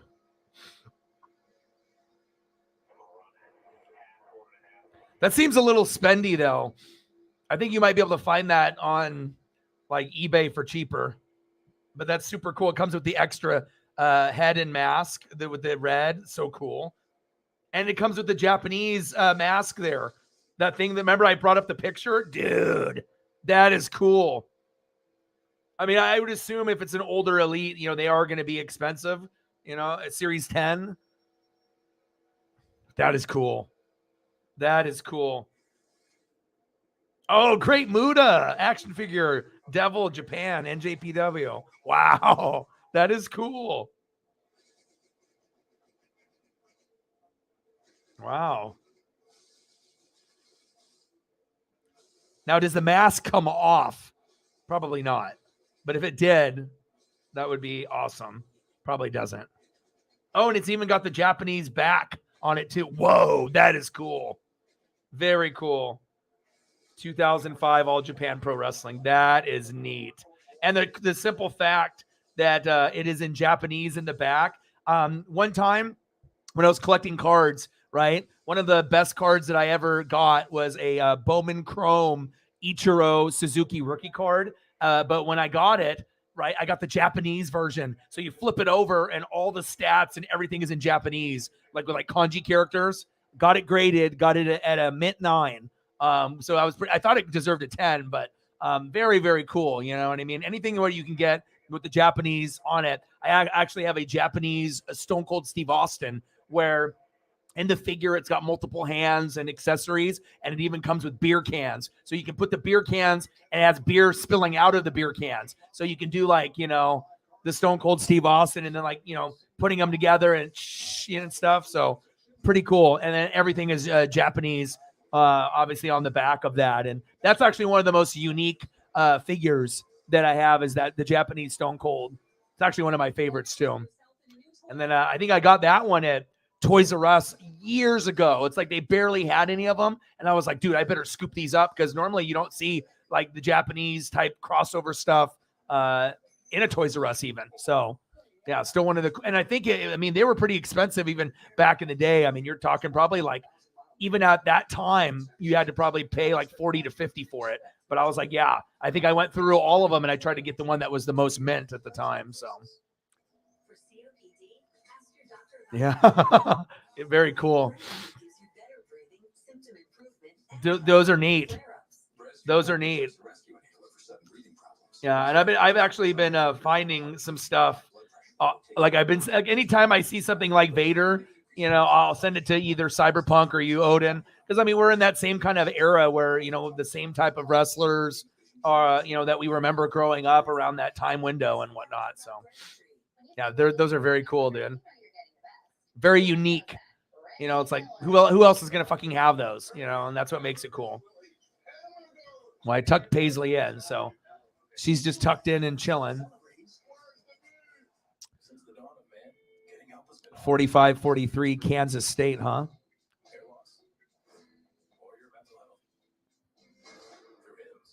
I might have to turn the TV on in another room so I can have that on as well. And the story today has been pretty much all Joey Logano and Kyle Busch.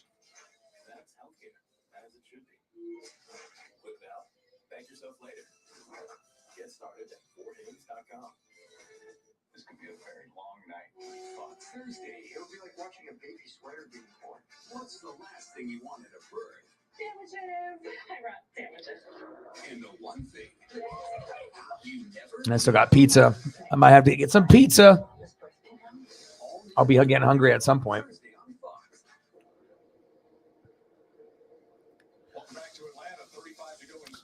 Joey Logano, Kyle Busch, Ryan Blaney, Big Bad Brad, and Chris Buescher in your top 5.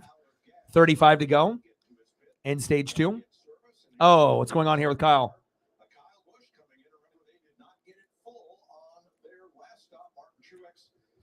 Martin Truex Jr. coming in too. Kyle Busch, that race car obviously had to pit early, as you said, because it wasn't full. He's happy with the race car, though, has been all day long in the first run of the race. And the 19 of Martin Truex Jr., he had no fuel pressure when he came off of turn 2 that last time. They had to pit immediately. Car was no grip earlier, but better right now. Cars are running out of gas. Business fixing to pick up. You think this thing has gotten tame? Watch this. I'm telling you. Pit road is going to be extremely difficult for so many different conversations. One, the pit road timing that we've talked about, getting your marks right, not getting caught speeding on pit road. But I'm telling you, getting into that line from no man's land, not a lot of reference points coming off of turn 2 with a huge head of steam, Tony. Getting that thing loaded up, that's going to be extremely difficult for these drivers. And if you get caught, boy, you're in big trouble. Normally, we're used to seeing guys pitting off of the corner versus at the end of the backstretch. So I get all right, we'll see what Martin Truex Jr. and Kyle Busch can do now since they had to go to the pits there. That could be the only saving grace. But to your point, it's hard to see down there. The only reference I can see is the green light there at the end on the inside wall. First time we've ever seen this on this racetrack. Never a green flag pit stop, and I'm telling you, these guys have never seen that either. No experience. The difference between Daytona and here, they've done. Oh, you're smoking a brisket. Oh my gosh, yeah, you're eating fantastic. You kidding me? Brisket on a Sunday? Sounds delicious. Nascar said the reason they required that because they wanted drivers to practice pit road entry and pit road speed at turn 3 after they completed their qualifying lap. I only saw one driver do that. So this is All right. Logano, Blaney, Big Bad Brad, Busher, Austin Cindric in your top 5. Hamlin, Bell, Bowman, William Byron, and Corey LaJoy round out your top 10. Yeah, the strategy part of this is going to be very interesting. And what are we looking at time-wise right now? We're at an hour and 45 minutes in, roughly. And we're at the halfway point. So, hour and 40, and then another. So we'll see, yeah. I mean, we might be around that time. Hopefully around 3 hours in that 30 to 40-minute range, if it ends then.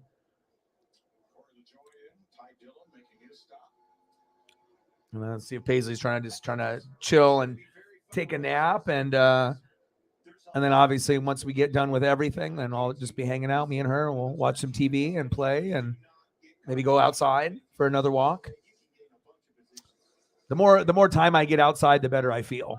You know, so it's always nice.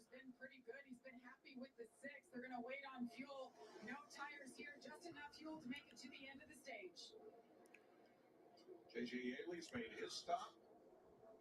And there's a large group of cars. They are 29 laps to go in the stage 2. And we got a lot of people coming into the pits now.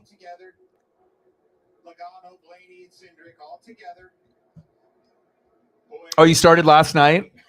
Ooh, man. I am so jealous, man. Like I said, whenever, brisket or any type of barbecue is going on, like my mouth is just like, I turn into Homer Simpson, like instantly, because I don't get to eat that type of stuff that often. And so whenever I do, or like Nashville hot chicken, like when we're going to go to Sister and Brothers, it's like the best chicken in the Northwest. And it's up in Seattle near where the Mariners play. So it's like, every time I go on a road trip, we try to eat there. And last time, since the game got extended, they decided to close like an hour early that they were supposed to. It was on a Sunday, but like I got the Julio ball in the 9th, and the game didn't get over until like the 12th or 13th. And by the time we took the lift after the stadium to go there, they decided to close. So that really sucked. We were really banking on, eating there, but obviously to get a piece of memorabilia like the Julio rookie ball, I mean, it is what it is. But the first thing that we're going to do when we go, we're going there, I think twice. We're going to go, the first day, and then we're going to go on the second day. So we have to make up for it.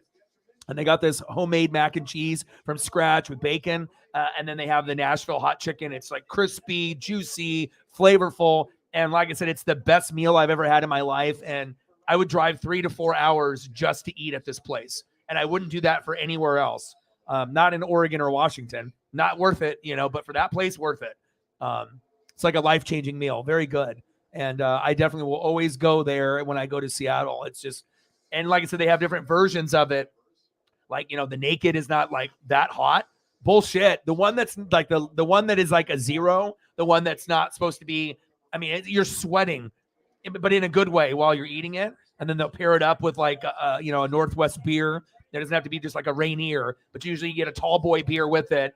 And then you get like maybe like a fry and other stuff. But, sometimes you'll have to take a little sip. You can do the water or something else, but to really make the meal come out, you get the, like the Rainier, you get the beer, the tall boy, you get the mac and cheese with the bacon, and then that chicken. And God, chicken is incredible. Oh, commitment line, Ryan Preece and Cody Ware. So all of those are pass-through penalties at 45, while everybody else is doing 185. 185. I'm gonna go 185. Michael McDowell finishing up. Regan. Has been up front all day long. No changes earlier in the race. No changes right now. There was some concern about what that car would do over the long run, but it's been very good so far in the 48. $52 in donos. Let's get to a hundo. Brisket takes 12 hours. Yeah. I mean, I watch a lot of cooking shows. That's one thing about me. I mean, I do like the cartoon thing, and I do a lot of Alaska, programs, Nat Geo history, animal programs, Planet Earth. But I love Gordon Ramsay. I love the Cooking Channel. Anything that is Gordon Ramsay or Man versus Food or Diners, Drive-ins, and Dives with Guy Fieri. I'm all over that shit. I love the cooking stuff. So, and I have seen on a lot of the programs. It does take like 10 to 14 hours typically to, depending on where you are in the, the process of what it is. Hello. How are you? Happy belated to your boy. Happy birthday to him. $3 holla. Bang, bang, bang. Boom, boom, boom. Stacks on stacks. Racks on racks. Cactus Jack. Bang, bang. How are you? Appreciate you. Thank you so much. $55. Hope you're doing well. Still not the same without Chase out there, but what's the countdown? I mean, I know you're a big fan of Chase. How many more weeks do we got to wait before we get Napa know-how? Right? I mean, it's not the same. I mean, I love this, but I need to be able to have him out there either winning or trying to win or being frustrated that something happened and he wrecked. And just having him out there, it's just, I need him out there. It's not going to be complete unless he is out there. I imagine they'll have to do an evaluation and see how he's doing. Oh, recovery day.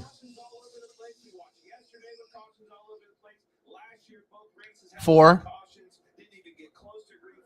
Yeah, we haven't had a whole lot. Bubba Wallace went into the wall within the first 20, 30 laps. And then other than that, we really haven't had anything really too crazy. Joey Logano, I mean, I imagine you probably started watching the race from the very beginning too, unless you just woke up. I imagine that's not true. I imagine you've been up even if it was a late night, but so nothing crazy really. And then Joey Logano's been ahead and Busch was up there right behind him. And we're just kind of, just like every race this year, pretty much it's been pretty clean for the first, 3-4 weeks, except for the back end, on the back end of Daytona, and I assume that's pretty much kind of how it's been. I don't know if that trend is going to continue, but that's kind of how the pattern has been so far. But Joey's car has been incredible today.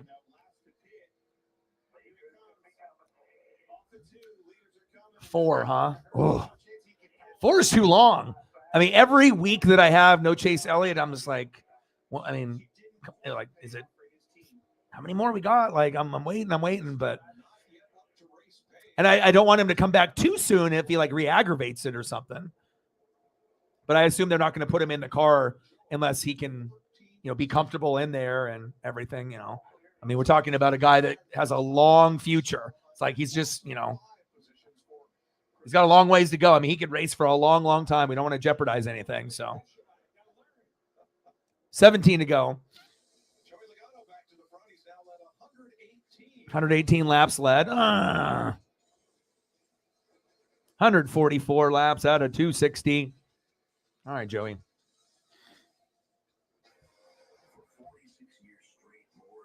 And then after this, we're going to be doing the Team USA in Cuba.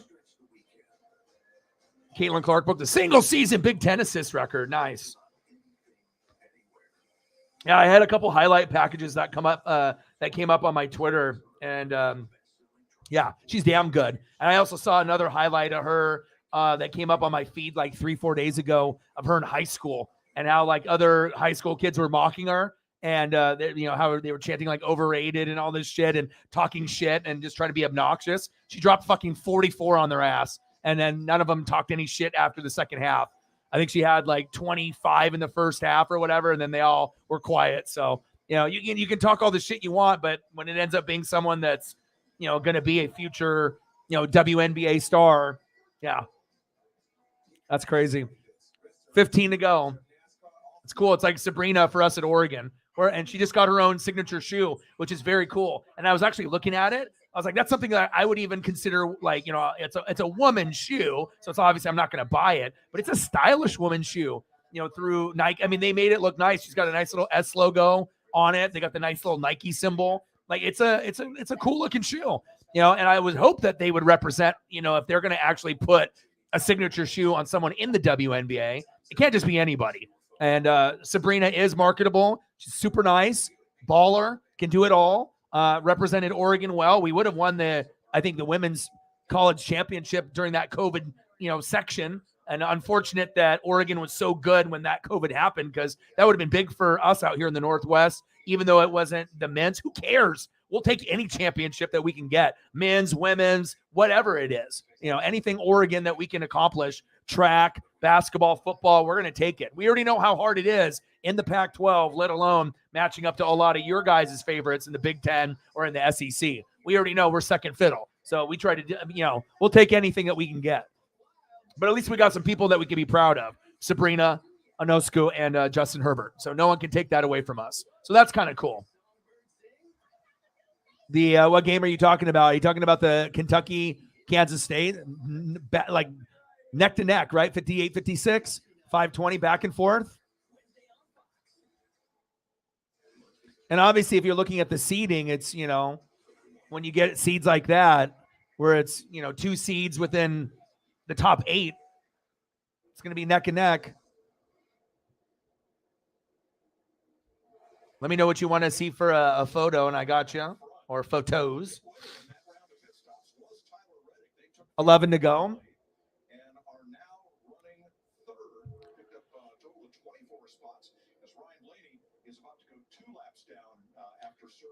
$14.18 for my other grandchildren. Thank you so much, man. I appreciate you tremendously.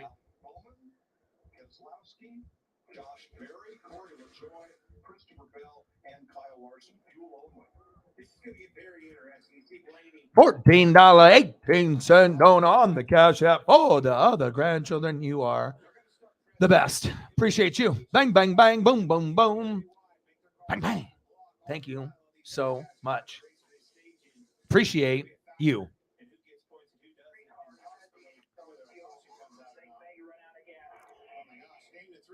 Someone's running out of gas. 9 to go. And then I'll probably step outside once we end stage 2 just for a couple minutes. And then I'll, make sure I got Paisley with food and water, and if she's snugged in, and then we should be good to go. And I know pizza sounds really good for me pretty soon. So, and then hopefully, like I said, everything kind of ends properly, and then we'll shift from one stream to the next. And we got Joey still sitting up front. $69. We're getting closer now. 31 to go. Yes, very, very much appreciated. Mucho appreciation.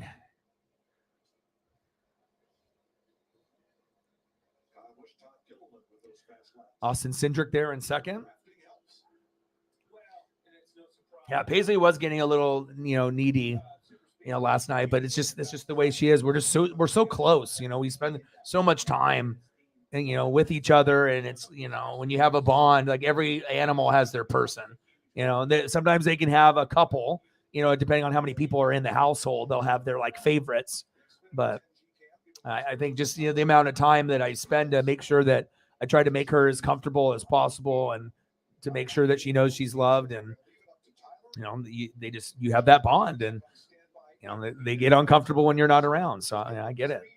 I mean, I get uncomfortable sometimes, like sometimes when I'm not around her for a certain amount of time, it's like you kind of get anxious. You're like, all right, hopefully she's not getting into trouble. But most of the time I can tell, if she's sleepy and comfortable, that she's gonna, and if I got her a nice little spot, comforter, pillow, blankets wrapped up, it's just like a human, it's like once you get comfy, you're gonna relax. You're probably gonna sleep. 5 to go. Logano, Cindric, Reddick, Byron, and Busher. Breaking news. William Byron is good. Damn right.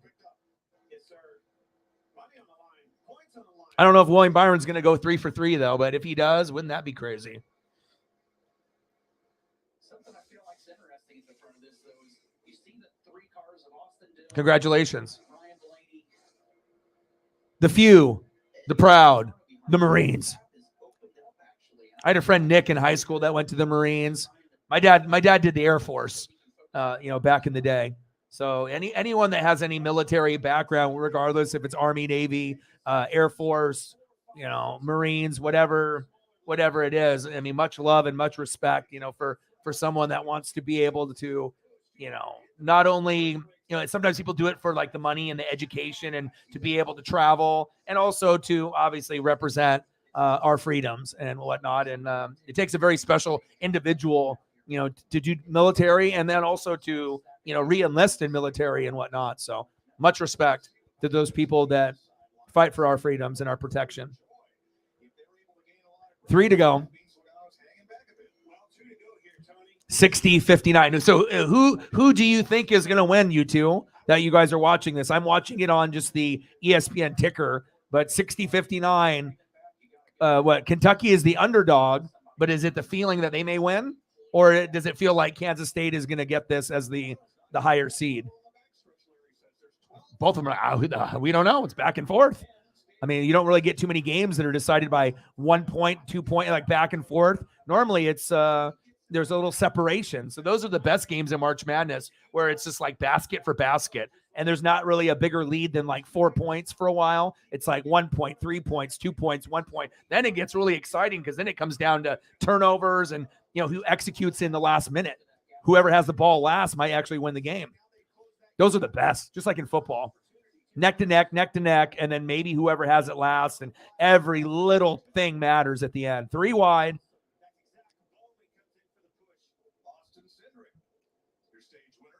Austin Cindric, the stage winner for stage 2.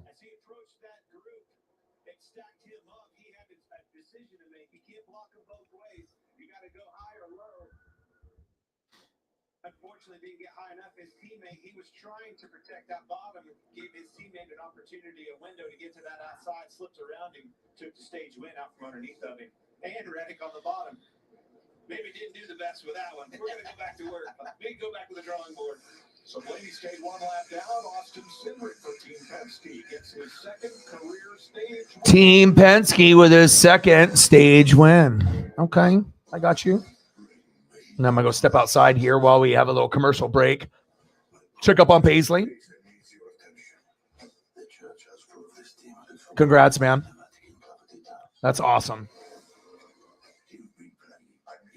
Salute. Much love and respect. Not anybody can do it on any platform. Obviously we already know discipline. But a lot of it is it's teaching you so many things. And like I said, I don't know all the experiences, but from what I've heard from my friends and from my dad and other people, you don't really know unless you're there. And that's very, very true. So you can't ever assume. But what I do know is I have a lot of respect for anybody that decides to go down that particular path. And some people do it for education. Some people do it for, to be able to further themselves for a future career, traveling, and obviously defending our freedoms as well. Austin Cindric, stage 2 winner. I'm going to go step outside, take care of Paisley real quick. Should be just a couple minutes, and then I will be back. So it shouldn't be too long.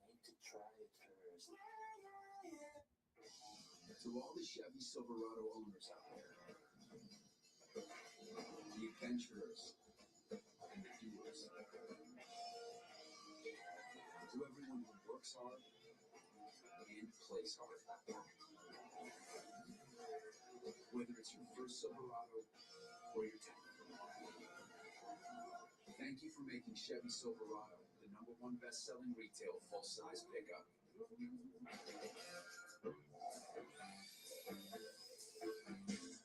Home internet, what a pain in the hey, neighbor. Try T-Mobile, it sets up so fast.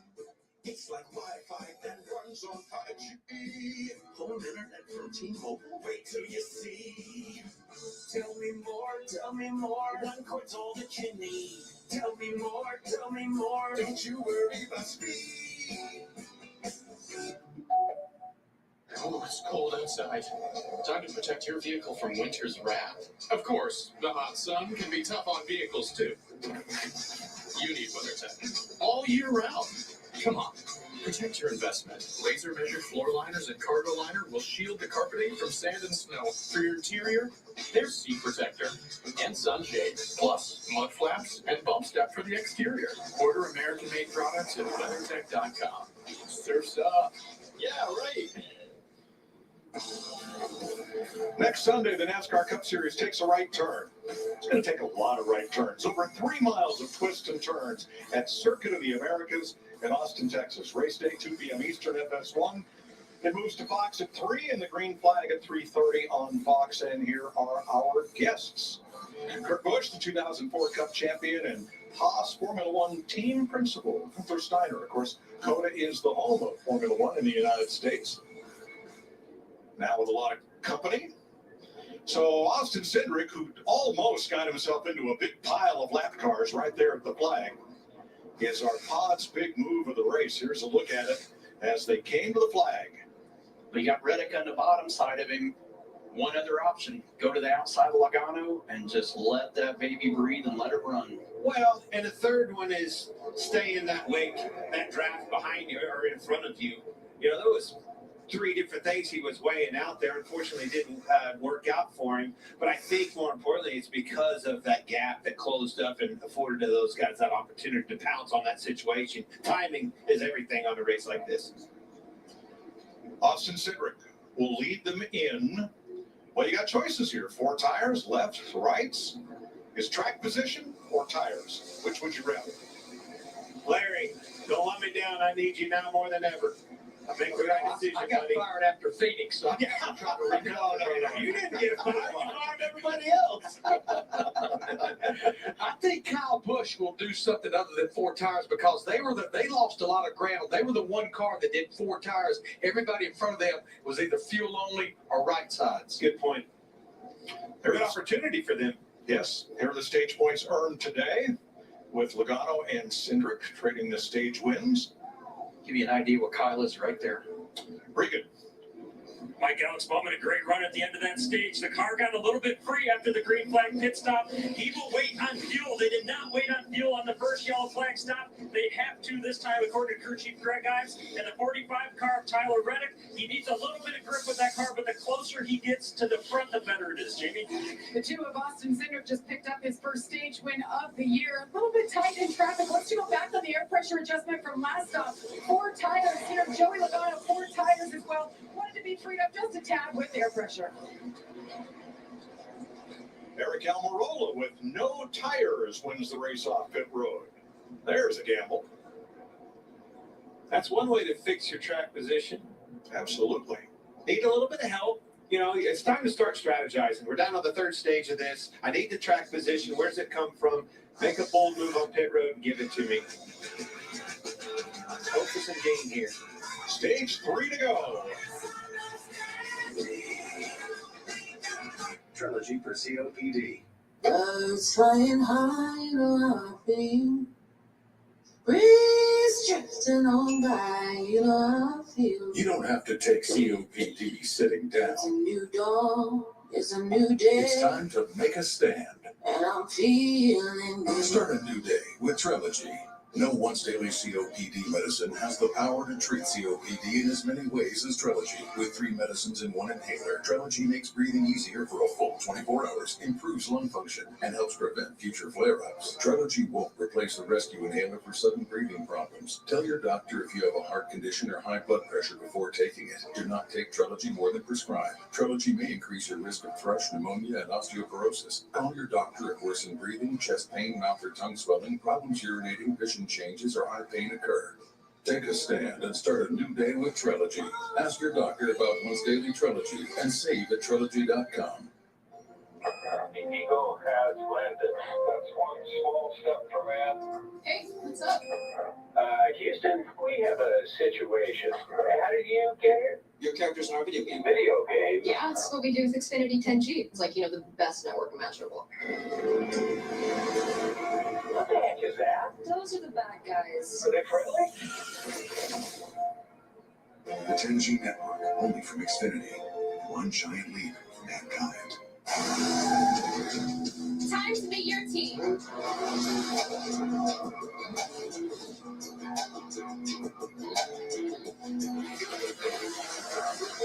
Who wants to race? Be part of something greater. 75 years around this epic track. But we've never stopped moving forward.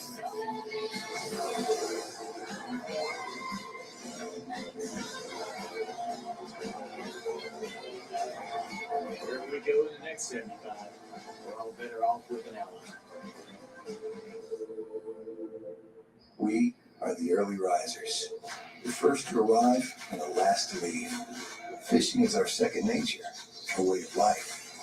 And we know it's not always about what's in the net. It's bonding with a buddy over a shared passion. Start another great season out on the water at Bass Pro Shops and Cabela's during our Spring Fishing Classic. Save on great gear, plus get the best boat deals of the year, including a tracker for less than $5 a day. Bass Pro Shops and Cabela's. Your adventure starts here.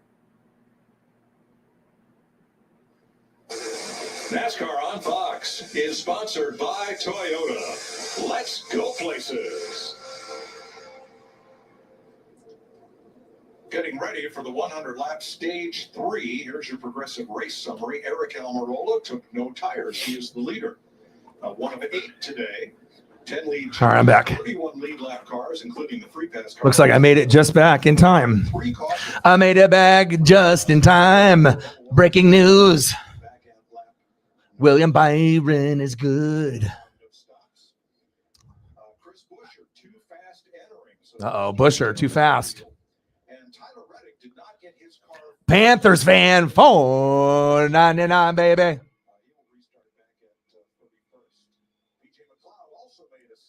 It's just cool to be at the top. One thing, though, don't pick Richardson.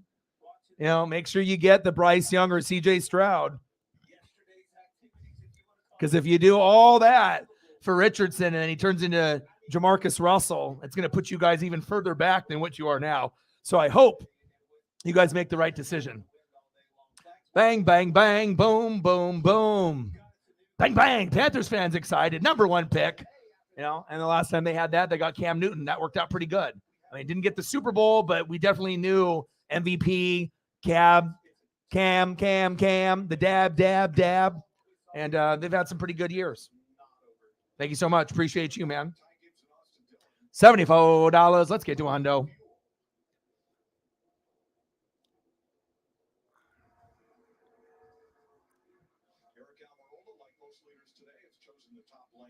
Appreciate you. No worries. What is the projection for Caitlin Clark? Is she supposed to be a top 3 pick in the draft, number 1 overall? Is there someone better than her that's in college right now? I know she's breaking records left and right. I mean, of course, when you have someone like that, or like a Paige Buekas, when you get somebody, or Sabrina, when you start seeing some of these, I mean, I don't need to watch every game, but I know who's doing shit. I know who's doing good. So, and I feel like this generation of the female ballers that are starting to come in are a little bit more exciting than the ones in the previous generations. It seems like the different type of swagger and, actually how talented some of the ones that are, that just came in and that are coming into the, WNBA and really dominating in college and making the college scene a little bit more exciting than normal when you get a phenom.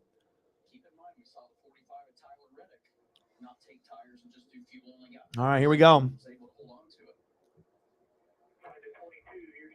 Let me know if you want a particular photo or if you have who you would pick with the number 1 pick, right? You're a Panther fan. You hear what all the other fans and, trolls and people that know football and the people that don't know football, what they're saying. So if you have a particular person, you can throw that in the chat and I can throw up a photo of that player or 2 or 3. So you let me know. But I appreciate you. Let's go, baby. 170 laps in of 260. 90 to go. And it's been Joey. All Joey Logano all day. But Kyle Busch has been on his ass for, a chunk of that, but we'll see. Now it's Ricky Stenhouse Jr., William Byron, Eric Almirola, Kevin Harvick, Joey Logano.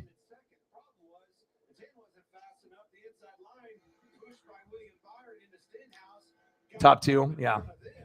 Who's better than her this year? Who's the other name that they talk about the most? Who's getting player of the year, her or the other girl? I mean, she's getting more and more pub. Hi, Paisley. Paisley misses dad. I'm right here.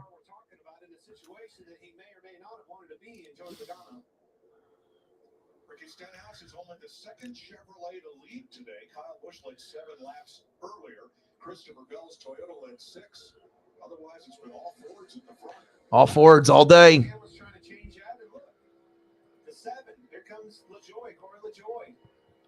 Ricky Stenhouse Jr., William Byron. Kind of good.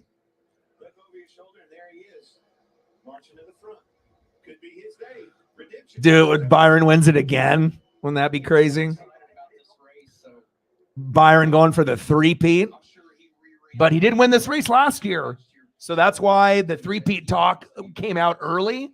And it wasn't like, that's not going to happen. And you're like, oh, damn, he actually did win there last year. Like, especially when you win at a track, you have all those numbers. And obviously from a year to a year difference, there could be some, different modifications that they have on the track of cars with the core, different pieces underneath the undercarriage, everything, right? But that's a good sign, especially if you won at a location the year before. Ricky Stenhouse Jr., Denny Hamlin, William Byron, Corey LaJoie, and Eric Almirola. Those are your top 5. And Paisley is laying on daddy's feet.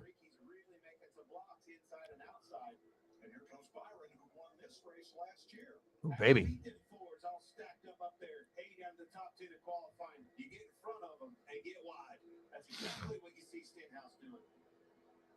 Oh, that's the other elite.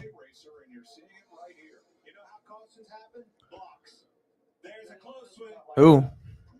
3 wide. That was way close. 2 by 2. 2 by 2. 2 by 2.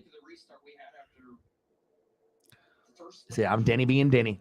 Tried to get single file, but then they doubled up real quick, and then it took about 6 or 8 laps before they started losing to that top. Iowa's going to Seattle. Ooh. I bet there's a lot of young girls, across the country that are playing, basketball. I mean, that's someone good to look up to. We need the Caitlin Clarks and the Paige Bueckas and the Sabrina Nuskus. I think we need that, especially for women's hoops. They can have someone that they feel they can slightly relate to, even though that those players are so much better than most. But that's awesome. Seattle, huh? Yeah, they've had the tournament come to Portland before, which is neat. I've never been when the tournament has come, though. All right, 3 wide, baby. Yeah. Yep. 83 to go. It's 2:12, so we're actually making pretty good time. That this could possibly be good, where I actually might be able to get a little bit of a break. And then we'll be able to get into the next one for the next stream. Hamlin, Stenhouse, Byron. Oh, Kyle Larson's there. Yes. And 4th, and Eric Almirola. Now we got to find Busch. Where's Busch at? Busch, where are you at? 20th? 19th. All right, here we go. We got the Kyle Busch run. I mean, it's starting to. We still got time though.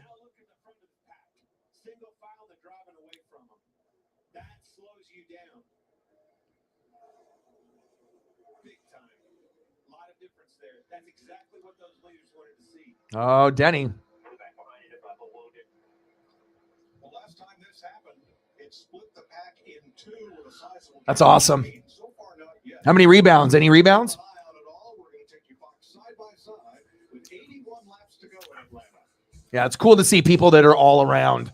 Those are the best kind of players that they can do it all. Shoot, they can assist, they can rebound, they make players better. They're really good passers. They can set up their teammates. You know, that's what makes basketball fun when you can see those elite players. I like looking for those other things rather than to just traditional scoring. You know, I like to see the other subtleties that what make that person elite and great.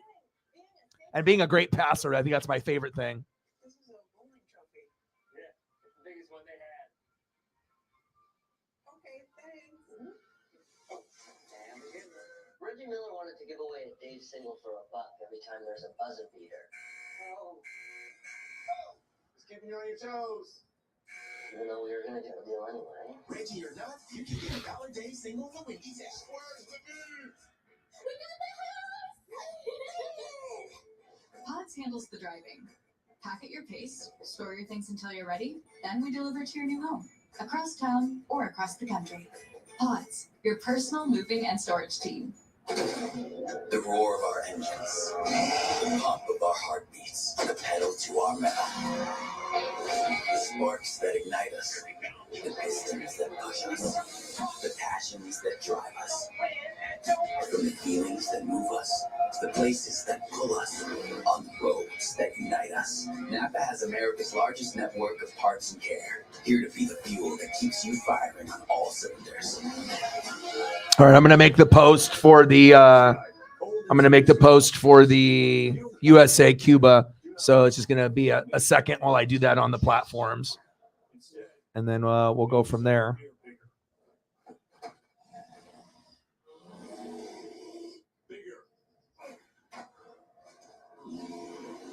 And speak freely in a loud voice. Good boy. And for the mountains. Jussie Smollett, an actor who films the hit TV show Empire, told police he's the victim of a hate crime. I've been truthful and consistent on every single level since day one. Let me paint a picture for you. Most folks aren't going out at 2 in the morning on the coldest night of the year. Jussie hired them to beat him up. This is where we waited for Jussie to come. Oh, you were the ones that did it. Yeah, it was us. Much has changed over our 75 years. But the one thing that never does, that feeling you get when the race begins again. Well, they were orderly in single and double file, and now it's 3 wide again. Finally got that Stenhouse. They were working on him, man. He was blocking for all his worth. Finally missed one of them. They got around it, and man, now we're in big trouble. Hamlin, Byron, up at the point with Harvick on the inside. Harvick's the one that made the move. He was tired of riding in that single file, made the move, kind of created that scenario. Now, those 3 all restarted in the top 10. Look at the one. Ross Chastain has come from 25th on the restart into the front 5. There we go, Ross. There we go. LaJoy and Gregson is where the contact was. Chris Buescher, recovering nicely from that penalty, is up in the top 10 after restarting 28th. Now you're starting to see what these drivers have. The aggression's picking up. They're getting way more aggressive behind the wheel. I want this spot.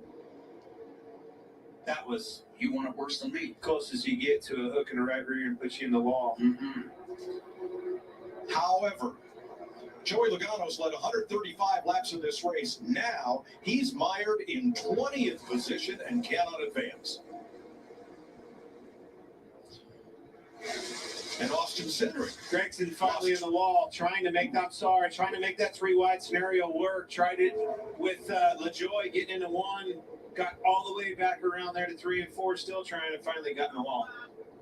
Desperation. Probably not time for it, like you said, but nonetheless, trying to get to track position. Well, the Penske cars dominated the first half of this race. Now Logano is 18th, Cindric is 30th, and Blaney with a penalty, 1 lap down, 32nd. And I don't even think it's desperation as much as this is just how much these guys are planning. of how you can't sit there and wait any longer to the end of the race to start working your way up there and trying to establish that track. You gotta go now. I want to hear Tim Fedewa. Let's. Whoa! He got turned. Oh, Around they go. down they go.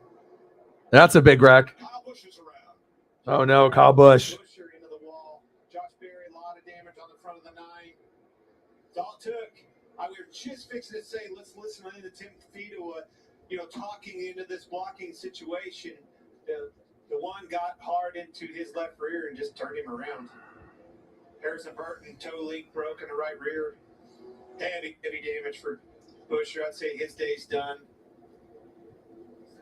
I don't know that Harvick's got a huge.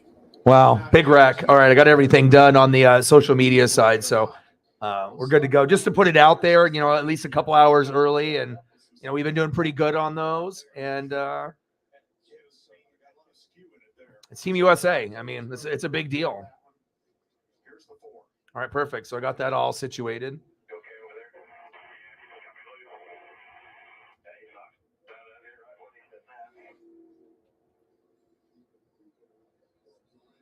All right.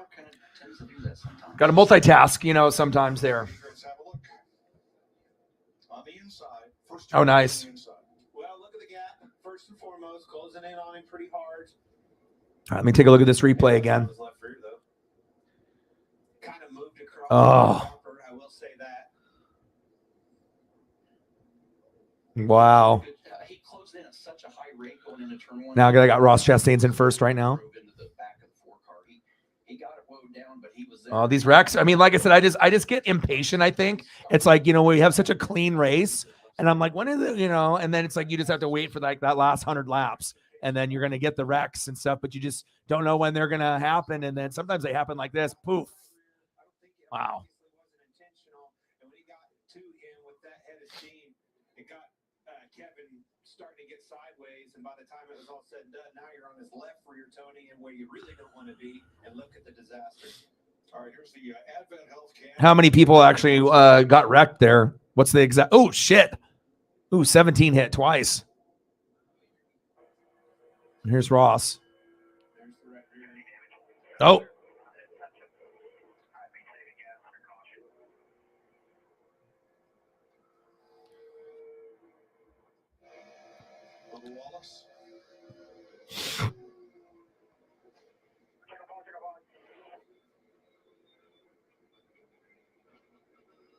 Well, it's pretty obvious.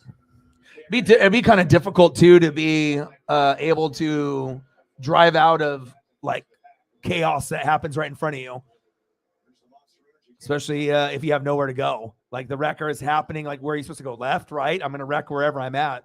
Sometimes you just got to go straight. That was a nice job by Ty Gibbs right there, though.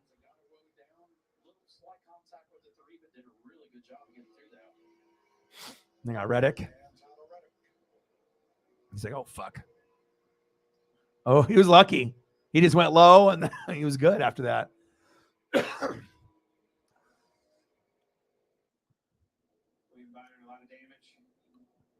William Byron's like, fuck, I'm not winning today.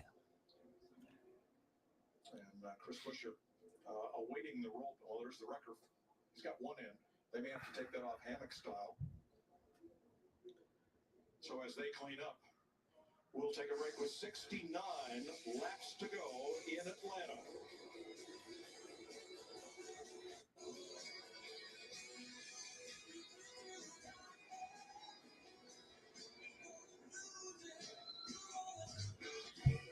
That was tough. But you knew that wreck was coming at some point or another, and we might get another big one like that. So as everything sits right now, even though they didn't have it on the board just yet, Ross Chastain is the new leader. Denny Hamlin in second, Kyle Larson in third, Tyler Reddick in fourth, Eric Almirola in fifth, Daniel Suarez in sixth, Christopher Bell in seventh, Big Bad Brad in eighth, Ricky Stenhouse Jr. in ninth, and Corey LaJoie in 10th. And then I'm just looking for any other big names and seeing how far back they are. Joey Logano's in 17th, Truex Jr. in 18th, Kyle Busch in 25th. Those are the numbers that at least I can see from the relevant pieces. Step into the shower with Just for Men Control GX shampoo. Blends away a little gray every time you wash for subtle, natural results. Textured hair? Try new Control GX for textured hair. As someone living with type 2 diabetes, I want to keep it real and talk about some risks. With type 2 diabetes, you have up to 4 times greater risk of stroke, heart attack. Sometimes it is, it's kind of hard to tell, if someone just gets loose on their own or if they get tapped, because sometimes you're so close to the other cars where it looks like the car, definitely hit the other car and made them crash. But sometimes it's just like the aerodynamics in the air. And then because we've seen guys go loose by themselves, where they're just either not around anyone or they're around a bunch of people and they just start going sideways. So it's tricky, because Ross already has a reputation of being, kind of a reckless driver. So sometimes when even he's not guilty, people are going to be like guilty, because he was really quick to respond. He's like, I didn't touch him, but I get it. I mean, he's he built that reputation though. You gotta be able to embrace that. I mean, people are already going to think of you that way. So. Let's go places. Reggie Miller wanted to give away a Dave single for $1 every time there's a buzzer beater. Oh. He's keeping you on your toes. Even though we were going to do a deal anyway. Reggie or not, you can get a $1 Dave single with a Wendy's app. I'm a little bit of a nerd when it comes to landscaping. I've studied soil down to the microbes. It's that level of detail I bring to my work, to my business. Straight lines and a healthy ecosystem is what I'm all about. Excited to see who wins this race, and I'm excited about this USA matchup. I got to take a look to see what else they got for NBA tonight and stuff too. What other events that are going on? We have XFL Renegades and Brahmas at 6 p.m. That's something to kind of just keep an eye on. Maybe not fully watch, but we're in week 5 of the XFL. So, I mean, I haven't watched as much in the first 2 weeks just because I have so many other things that I feel that are a little bit better, but And then let me look at the NBA. Let's take a look to see what the matchups are for Sunday. Clippers and Blazers at 6. Ooh, I got to keep up on that. They might be shutting down Lillard soon, though. I mean, we're not a playoff team, so.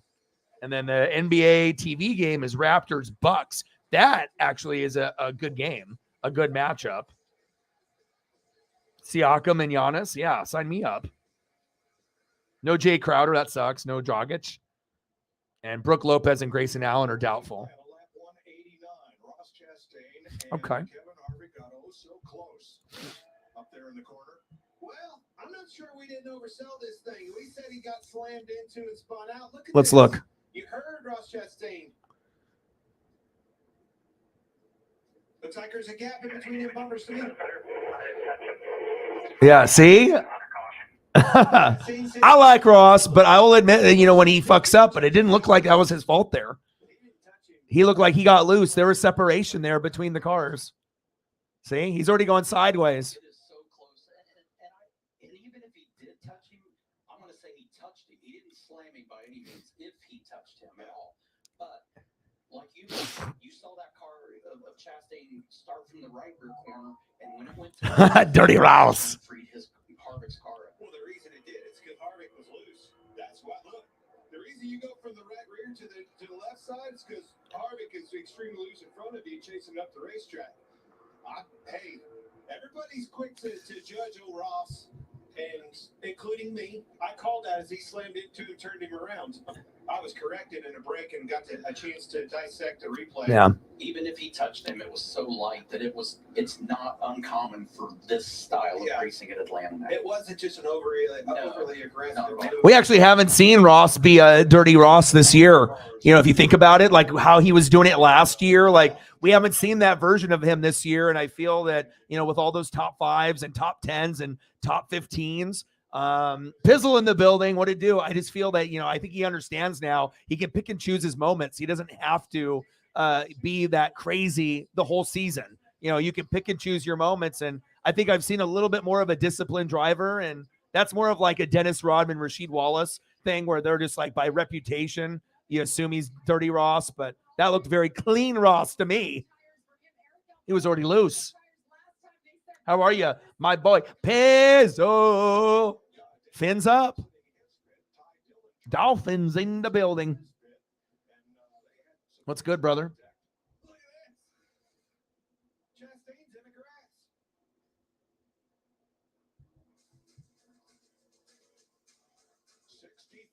laps to go as things get heated here in Atlanta. Wow. All right, what is the order looking like? Denny Hamlin, Eric Almirola, Big Bad Brad, Ricky Stenhouse Jr., and Joey Logano as of right now.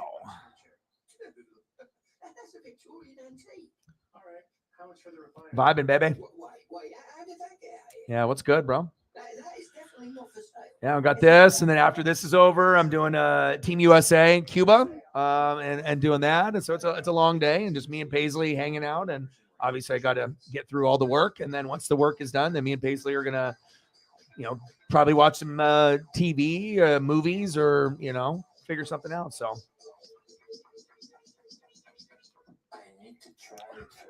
definitely excited to see how this race ends, and if we get another big wreck.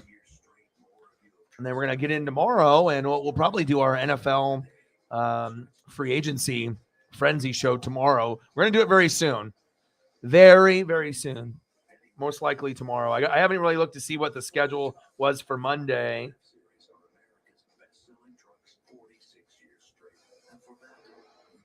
Let's see. Mavericks Grizzlies is the NBA TV game. Yeah, probably World Baseball Classic would be Mexico and Japan at 4 p.m. So maybe NFL, and then just go over all the NFL stuff.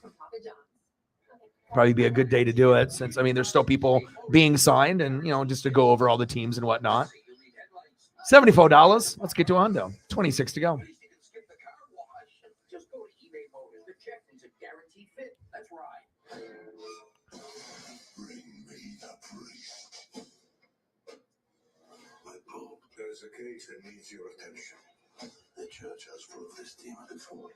The Vatican covered it up. Why? You've been playing you told that thing. You're digging too deep. Who will defend you? My faith will require defense. The Pope's exorcist, take it on. Well, some scary movie stuff there.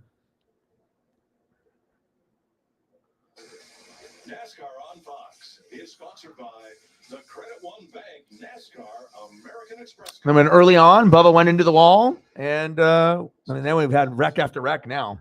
It's getting crazy. Just need Chase back, baby.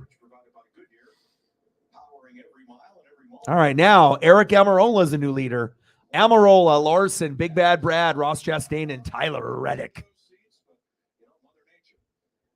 Has her way of things. And William Byron, winner 2 weeks in a row, gets a ride on the crash cart here. He's okay. Everybody okay after what happened there in the backstretch, but Byron is going to be one of several cars eliminated. Now here's Ross Chastain. Eliminated. Trying to get out and into pit road, and he's going to go do a little farming out here. In the grass. I see a new rule coming. I don't think there's any timing lines out there, Tony. He did a really good job holding a nice wheel through the grass, though. Should afford it.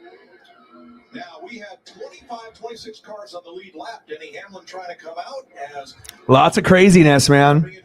I don't think people realize, getting in and out of the pits, takes a lot of skill.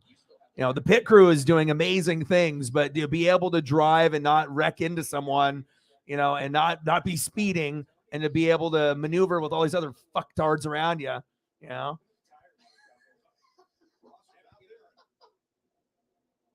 Man, they're getting after each other out there. They are jockeying for position. This is going to get spicy and dicey, baby. All right, 63 laps to go. We're probably going to get at least another big wreck within 30 laps. I don't know how many more we're going to get, but there could be at least one more big one. And we're making good time. It's only 2:33, so that's fantastic.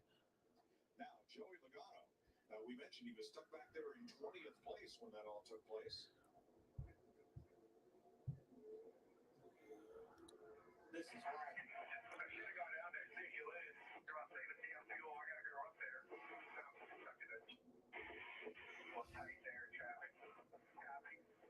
All right, let's go back. Go back when they went green. Joey. Talking about listening along with Logano, they said second place is okay here. Why is it? Because you can save some fuel back there. Well, second place ended up with fourth place when Stenhouse and whoever it was got up in front of them.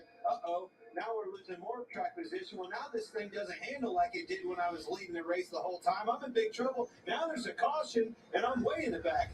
Now he's frustrated. Exactly what you heard on the radio. He's going to restart 13th. Unraveled out from underneath of him in a quick hurry.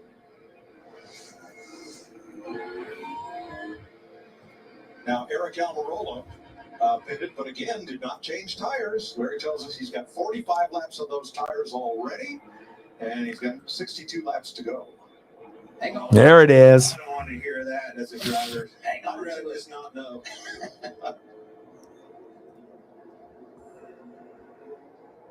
Oh, here we go, baby. Boogity, boogity, boogity. Go with some boys. Green flag racing. 61 laps to go. I know, me too. It's not the same without him.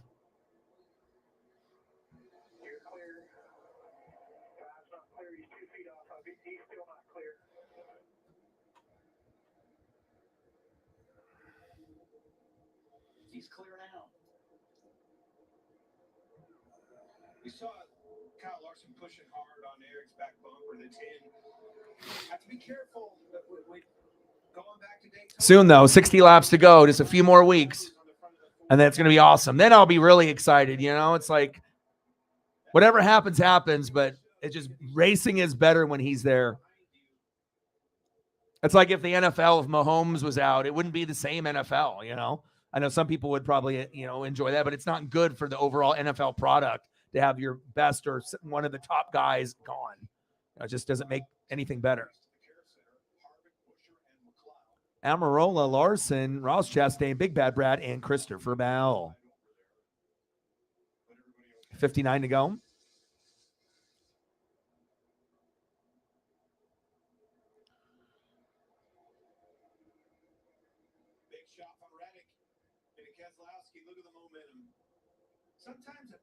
Damn, Larson, he's like, I better not get second again. It's not an efficient bump track. They drive off from you and just kind of slows you down. It's just a bump. It doesn't really generate a lot of energy to really propel you forward that well. Not much of a net gain for either car. Yeah, much easier to see when you're in that shade and that turn 2 right there. Kevin Harvick's been racing and winning in Atlanta since 2001, unfortunately, out of this one early. What did you feel inside the car when the one of Ross Chastain was behind you? Yeah, I don't know that he actually hit me. I think he was just so close to me that, it just kind of took the back tires. He just caught me right in the middle of the corner there. And in the way that he got to me right there, I think he was just barely on me, and in the way he came from the right to the left, just took the back of the car and spun it around. So, it's just a weird deal. The back tires started shattering, then it turns into a tractor, and you just hold on. Thanks, Kevin. Well, I mean, every time we watch the replay, you can see the gap in between the cars. So I don't think there's anything to be said. He has wrecked a bunch of people before, but that didn't look anything, that was not malicious or anything. That wasn't Ross wrecking people, that wasn't Dirty Ross. That was just, I guess, wrong place, wrong time for Ross to be right there next to the person. But we will see Ross wreck people this year. You best believe that. But we are seeing more of a disciplined driver. And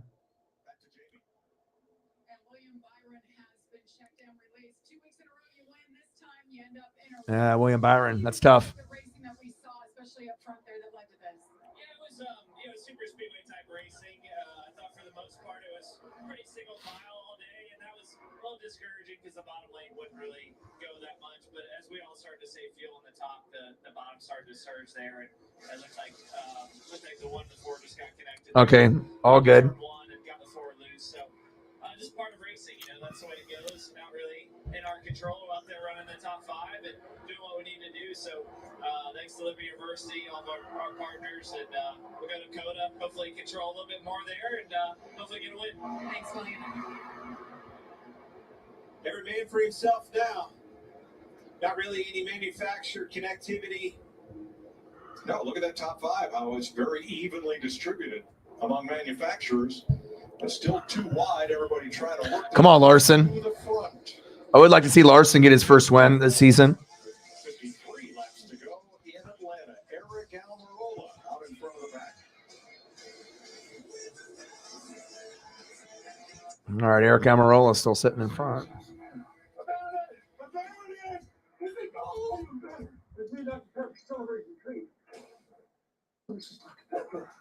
Refreshing strawberry flavor. And a smooth creamy finish. Don't tell a soul. That's what smooth creamy finish. That's an ice cold blessing. I told you we'd find Dr. Pepper in the deal.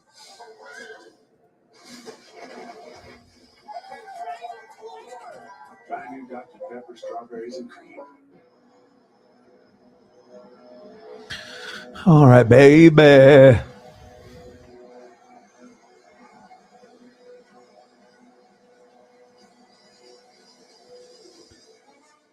Final score, Kansas State 75, Kentucky 69.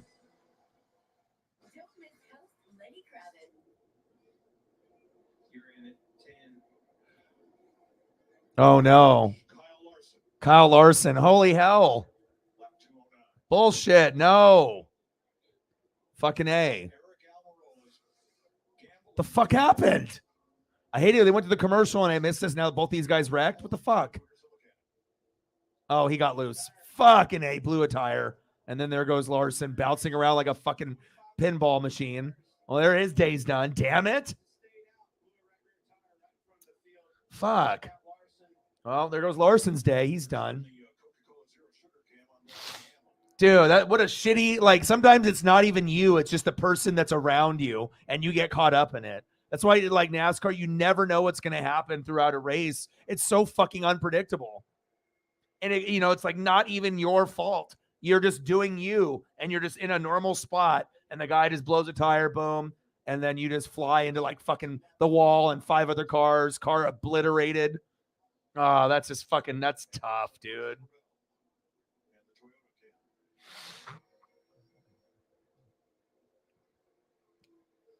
Damn it. That sucks. Kyle's putting in that wall pretty hard out of his car. Already loaded up in the ambulance. Frustrated, obviously. Right in front of him, right in his lap. Nothing he could do. Yeah. Check up. There's nowhere he could have gone. Larson walked away. That's right. Yes. Yeah, because this is a big hit when this swings around driver's side of the safer barrier. Eric Almirola out of his car, and he appears to be okay. Oh, Daniel Suarez. Ah, Suarez. Larson, Almirola, Haley, Reddick, and Suarez. His tires fucked. Justin Haley involved. Exploded. Another wreck. Yep. I knew it. Remember, I told you. I said within the next few laps, I was like, you could feel another one coming around, but I didn't know a tire was going to blow right there. Oh, all the grooming. The grooming is the best. Nothing better than, making your, family member feel great. Nails trimmed or washed or, combed and, treats and all that.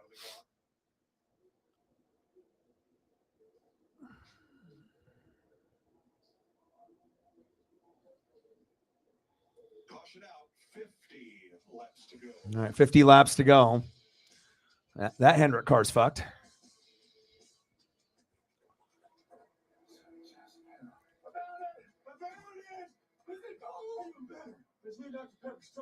All right, I need to get a snack. Refreshing strawberry flavor. And a smooth creamy finish. Don't tell a soul. That's what smooth creamy finish. That's an ice cold blessing. I told you we'd find Dr. Pepper in the deal.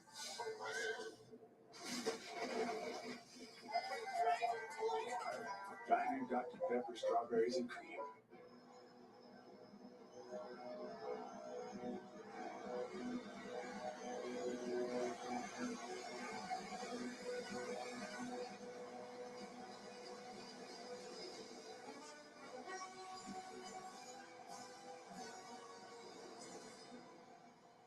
Don't miss host Lenny Kravitz, plus Taylor Swift, Pink, and more. The iHeartRadio Music Awards, Monday, March 27th, live on Fox. At Fred Meyer, we want our fresh produce to meet your expectations, which is why we do up to a 27-point inspection to check for things like color and scarring. Because when it comes to fresh, higher standards mean fresher produce. Fred Meyer, fresh for everyone. Some things just go together. They finish each other's sentences and lift each other up. They may be very good by themselves, but together, there's something special. Campfires and s'mores, movies and popcorn, song and dance. And now Columbia Bank and Umpqua Bank, two community-minded banks coming together to offer more resources to help your business grow and your family thrive. Columbia Bank and Umpqua Bank, together for better. Before the Xfinity Tension Network, we didn't have internet that let us play all at once. Every device in every room. Why are you up here? With speeds like this, I can't even dream of what he'll be able to do. Get Xfinity Internet for just $25 a month with no annual contract during our limited time launch celebration. You have no idea how good you got it. Huh? What a time to be alive. Introducing the next generation 10G network, only from Xfinity. When your door is always open, so is the fridge. At Fred Meyer, however you shop, in-store, pickup, or delivery, you get the same great prices, deals, and rewards. That's a win-win-win. Fred Meyer, fresh for everyone. Download the Fox 12 streaming news app. Live, local, free. 48 laps to go under caution as Eric Almirola lost a tire.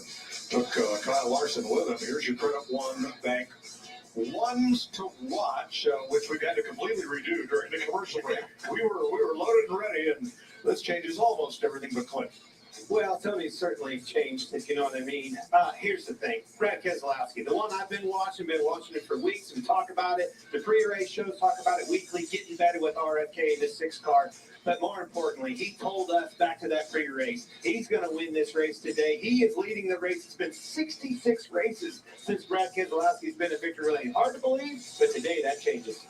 Well, my driver just dropped out. So my second pick is a guy that started from the tail, marched his way up to the top 15 early in the stage 1. He's in position to win this thing again. I'm taking the 20, Christopher Bell. You open wheel guys stick together. That's right. Tyler Reddick had a bad morning. He was otherwise indisposed, missed the driver's meeting, you know what I mean? But he's toughing it out, and winning is the best medicine. Larry. Yeah, Mike, Ross Chastain is always one to watch. He's been in the back. He's been in the grass on pit road. He's back in 18th, but you know what? He'll be back up there. Yeah, and I'm going to go with Ryan Blaney. Led some laps early. Got a lot down in that pit road speeding penalty. Restarted this last run at 25th. He's all the way up to 12th in that short run. He's definitely going to be one to watch. Well, Blaney, now 11th. Was as many as 3 laps down as we have pit stops. Chastain on pit road.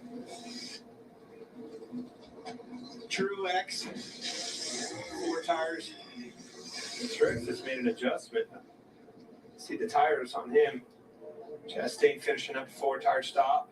Ty Dillon as well, getting fuel only.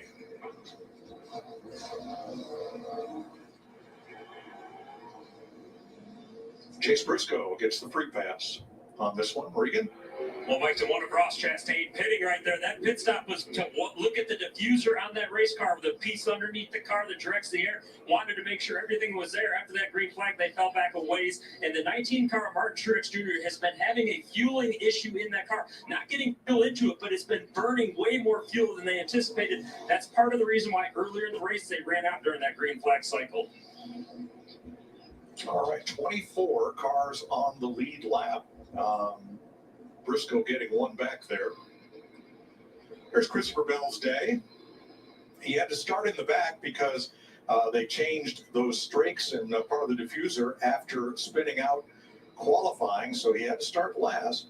Had a 10th place car in qualifying, worked his way right up toward the front, then dropped way back and climbed up again. Won't be your typical super speedway type of racing right here. You know, looking down, you talk about dancing partners. That's what we talk about when we go to Daytona, Talladega. You got a Ford, Toyota, Chevy, 2 Toyotas, 2 Fords, 2 Chevys, mixed bag all across the board here. Trying to find a dancing partner's out the window. You're stag. You got to go to this dance and find whoever. You got to find you a new date, Tony. All right, baby. Marches toward an epic finale. The star-studded USA squad, led by Mike Trout and Grand Slammer Trey Turner, takes on Cuba. How's it going, man? Semifinal matchup. It's tonight. Just grinding it out. And then going to do the World Baseball Classic. Oh, wow. Oh, holy cow. Are you over at his house now? Are you guys fixing it right now? Dude, that's crazy. Man, you are not kidding with wow. That's tough, dude. That looks like a little bit of damage on that patio as well. Hopefully that can get resolved and whatnot. But man, yeah, that snow is crazy. I think everyone's bracket got eliminated very, very quickly. Oh, we got Kyle Larson here. He's like, fucking A, I had nowhere to go. Yeah, I mean, you just really have, like you said, nowhere to go. So, nobody has tire issues. So I wasn't even expecting the 10 to have a tire issue in front of me. And even if I did, I didn't have time to react. So, yeah, this is a bummer, but just frustrating. I mean, All right, World Baseball Classic United States lineup versus Cuba just got released about an hour ago. Mookie Betts, Mike Trout, Paul Goldschmidt, Nolan Arenado, Kyle Schwarber, Will Smith, Pete Alonso, Tim Anderson, Trey Turner, and Adam Wainwright. Nice. I can't wait to do that after this matchup. Normally, I get some time in between to take a break. But, this, World Baseball Classics every 4 years, so it is what it is. If you got to kind of squeeze those in together, I want to make sure that I take advantage of every moment while they're still in the tourney.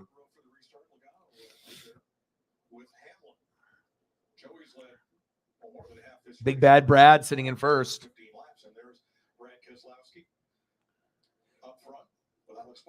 The lines he told us, Mike, told Tony and I in that pre-race segment, he says, we don't need luck to win this race. We just don't need bad luck. That's a pretty good line and something that wasn't in his conversation, maybe even All right, 45 laps to go, and we are going to be doing Cuba versus USA World Baseball Classic game that will be on at 4 p.m. And then so it's a long day, but like I said, Paisley's just kind of chilling on the couch, and I try to make her comfortable, and she knows when Daddy has to, to work and grind it out, and then I get to spend every single second, every single minute with her. Green Flag Racing, baby, in the ATL in Atlanta. I love it. It's been a very exciting year of NASCAR, like it is every single year. But until Chase comes back, a lot of us are just kind of okay. So it's just like a waiting game, but it still has been very fun, very unpredictable.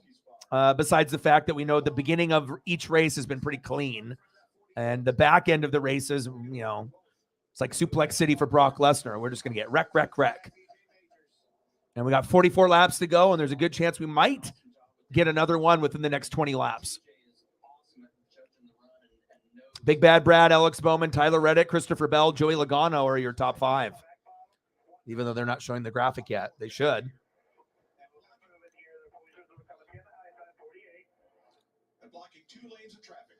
Yeah, well, prayers up for your dad, and I imagine if you're in living distance close and whatnot, and hopefully, that can get fixed. But that's a crazy, man. The snow is wild. 42 laps to go. Big Bad Brad in first. What?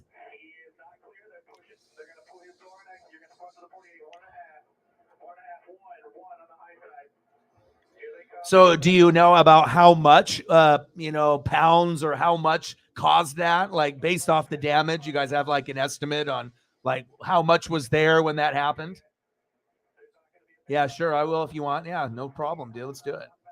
It's always cool when we can kind of share experiences that, that we're having and whatnot. And I mean, obviously what you are going through at work and where you live is not like most people, even though some people in the Midwest and the East Coast will have a similar thing to people in Utah, but yeah, very cool. Hold on, let me see.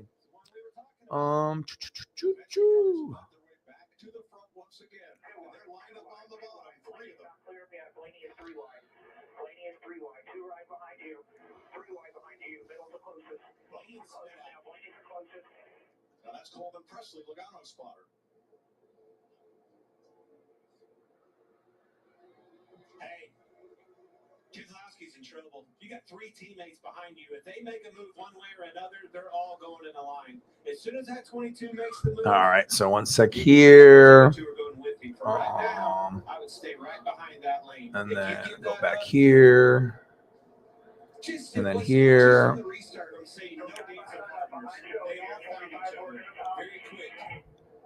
Okay, here. That's been the preferred lane all day. I'm going to tell you, as long as that bottom lane is as long as the top one, you're fine. Here they go, up top. We know the Fords are fast. 8 out of the top 10 in qualifying. They have the speed, and if they can stay together and work together and cooperate. Yeah, that's wild, man. That's not like a little minor damage. That's a project. So prayers up for that, and I know some people have no idea what that's all about and whatnot, but I mean, you're always going to be working if you have conditions like that. If you're around snow, and it's not just people that live in Alaska, people that live in those certain parts of Utah, just like that, man. Endless work. Now, hopefully that'll get fixed up for you guys.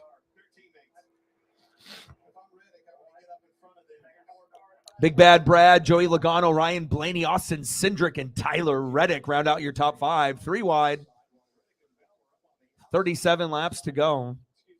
And then we'll be transitioning into the World Baseball Classic. Team USA, Team Cuba. That'll start in an hour and 5 minutes. So somebody you just got to push through on a long day.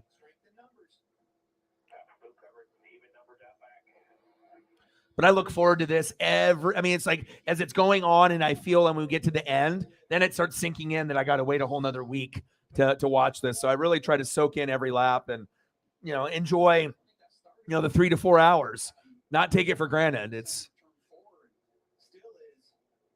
nice to be able to have something other than, football after football's over on Sundays that I can enjoy. Wow. Cindric getting aggressive there with the defense. I mean, Logano was on the pole. Logano's been the best all day. He's sitting at second. I mean, it's probably, if we get another wreck, we'll see. But, it could be a Joey Logano win today. And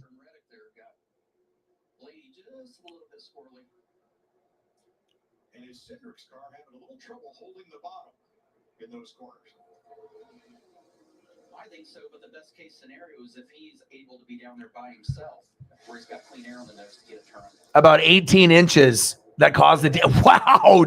I was about to ask you. I knew it was more than a foot because I know what kind of pressure that can put on buildings and whatnot, just from stories that I've heard from, friends and seeing things on TV and, things, movies and internet and reading articles. Wow. That's wild.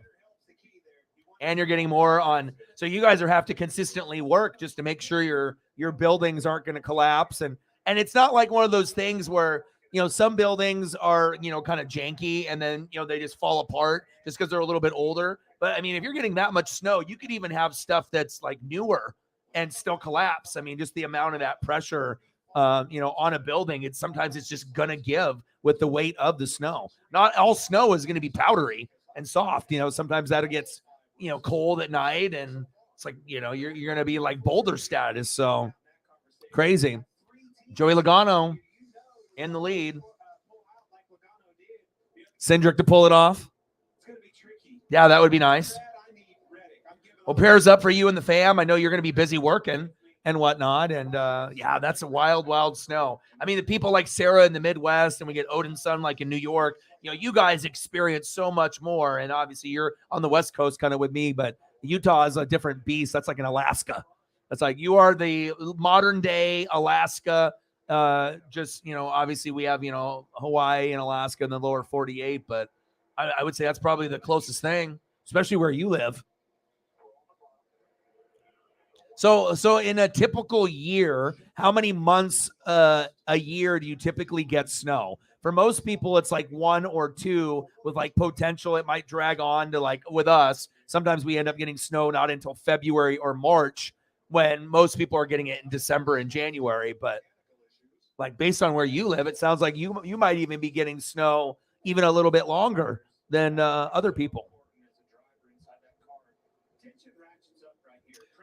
Joey Logano being Joey Logano. Logano, Big Bad Brad, Ryan Blaney, Tyler Reddick, and Austin Cindric in your top 5. 30 laps to go.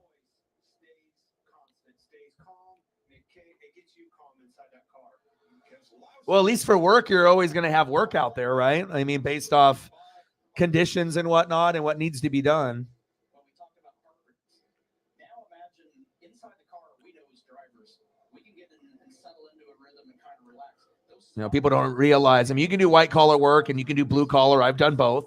You know, I've unloaded trailers for a saw company where I had to unload 40-foot trailers with 4 other dudes.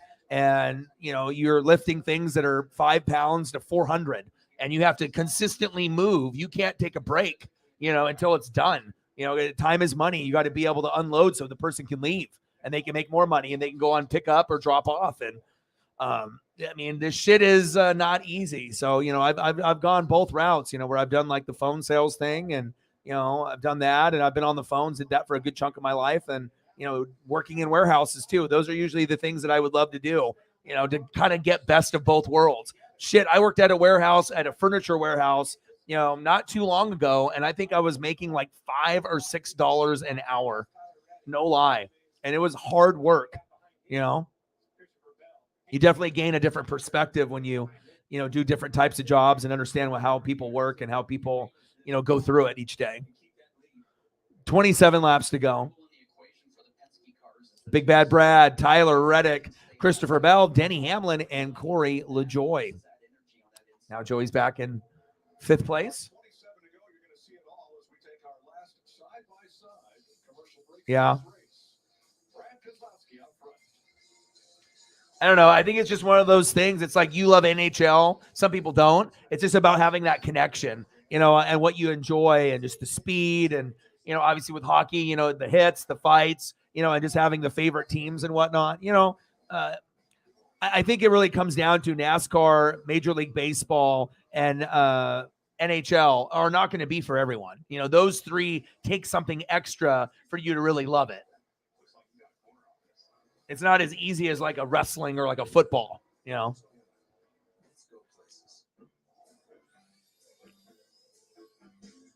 Big Bad Brad in 1st. Come on, baby. Enough with the commercials. They're like, we have to pay for this spot. Let's go. Did they? Uh-oh. Like how far back? They're like one of the worst teams again, or I mean, you said you were complaining about them before. I mean, you know, they go through waves where they're like the best and then they're like kind of the worst or like in the middle. Are they in a rebuild mode now?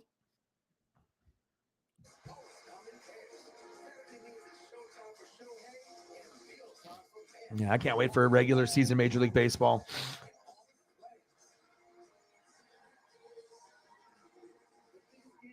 All right, Joey Logano all the way up to 3rd now. 4th, 3rd, battling with Christopher Bell.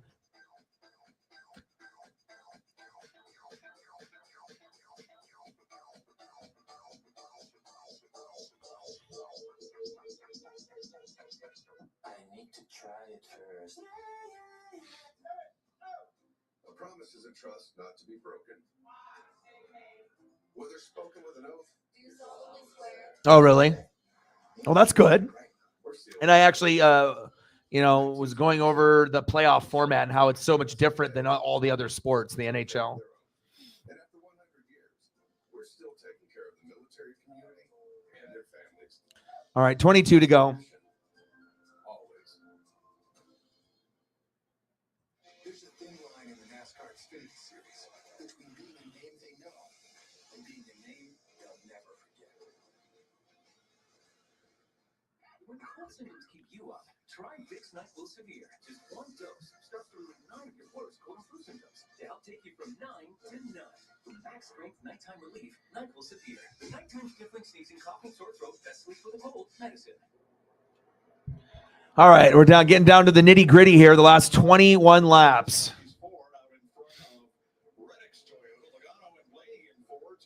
Bell in a Toyota and Hamlin on the outside. So we got a Ford, a Toyota, Ford, Toyota, Ford, Toyota, and then 2 Chevys at 8 and 9 and 10.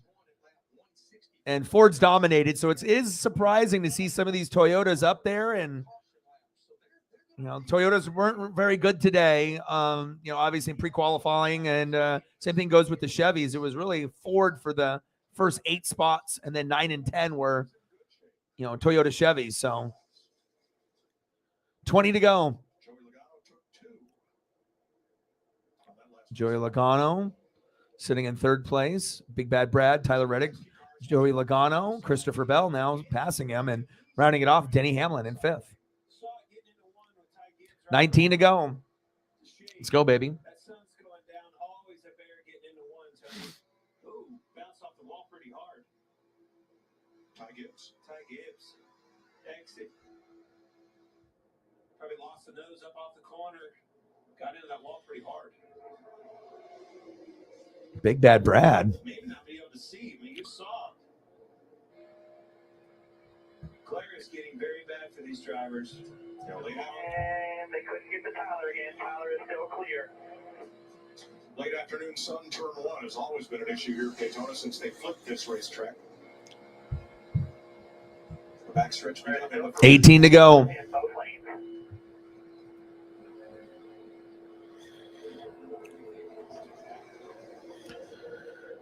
What a fun weekend. NASCAR and fucking USA baseball. Shit, man.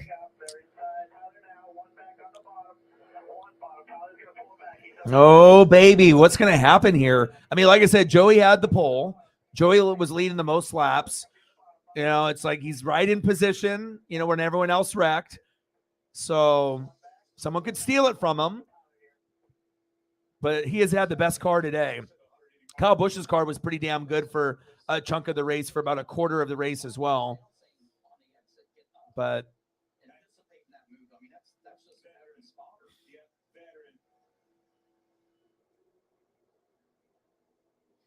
Big gap there, though. Big.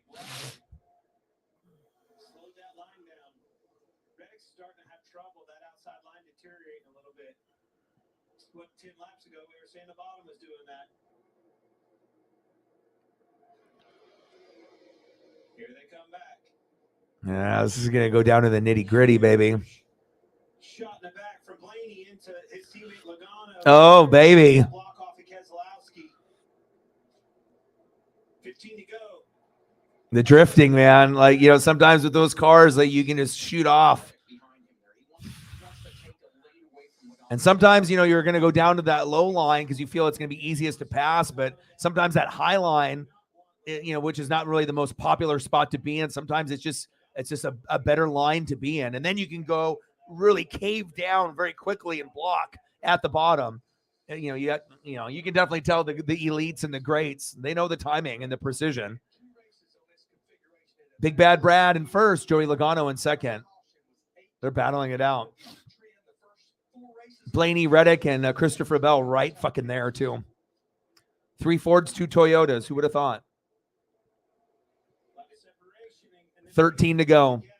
Oh, he got bumped from behind there. Tyler Reddick getting bumped by Blaney.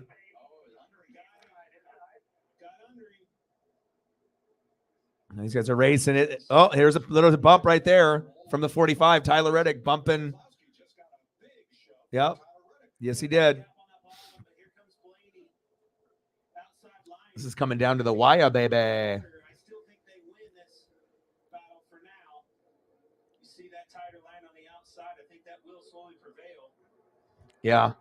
Might give Keselowski that opportunity to get back going with that outside-inside blocking scenario that he's. See, sometimes it's not as bad, Excuse me, his spotter, TJ Majors. That's best case scenario for him. All right, I'm looking. Down Joey Logano, and then utilize that momentum on that outside. Manage that thing. I want to keep Logano on that bottom. I do not want Logano. Number 2 in the Metropolitan versus the Rangers, plus 1,000 cup odds. Gotcha. Anyone that can keep me up to speed with things, that's always good. No matter what it is, I'm always going to be reading about stuff anyways. So There's just certain things I'm not going to follow on a daily basis. 11 to go. Not Joey.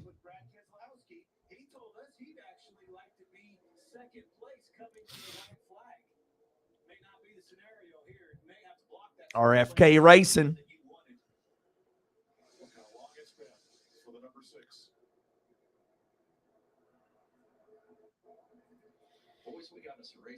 Yeah, we do. 10 to go. What a big bad Brad won. That would be crazy. There'd be a lot of excitement. I mean, it's going to be so crazy, though.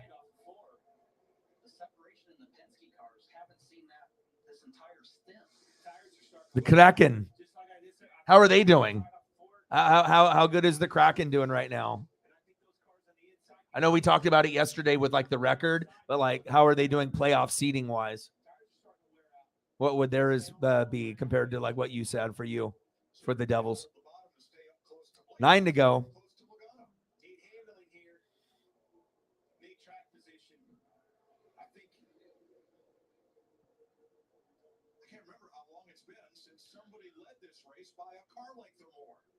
Yeah. Oh, it is? Okay.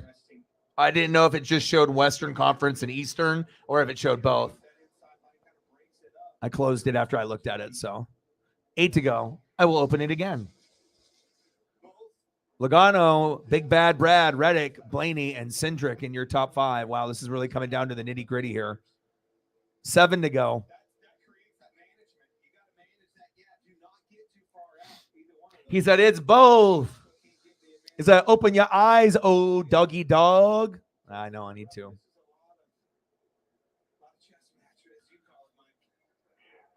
Wow, this really got interesting here.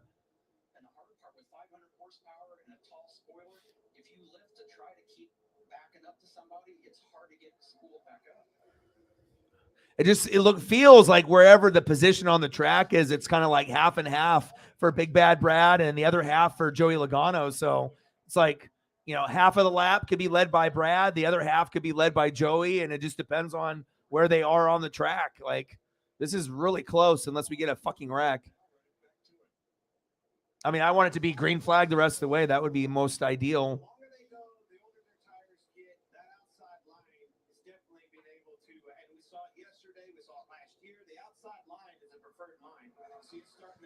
Outside line, preferred line. I don't think these Penske cars are done, though.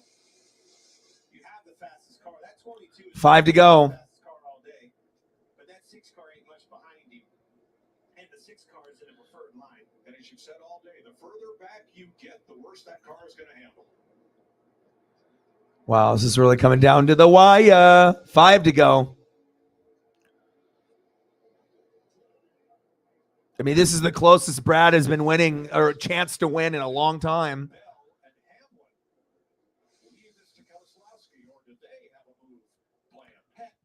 And they're wanting exactly what's happening. They're wanting that 22 and that inside line to start backing up to open up the door for that opportunity. When those leaders were side by side, door to door, that opportunity wasn't on. 4 to go.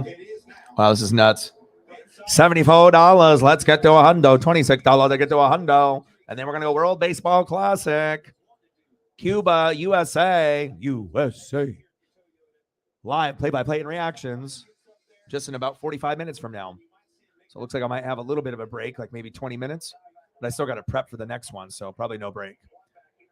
3 to go.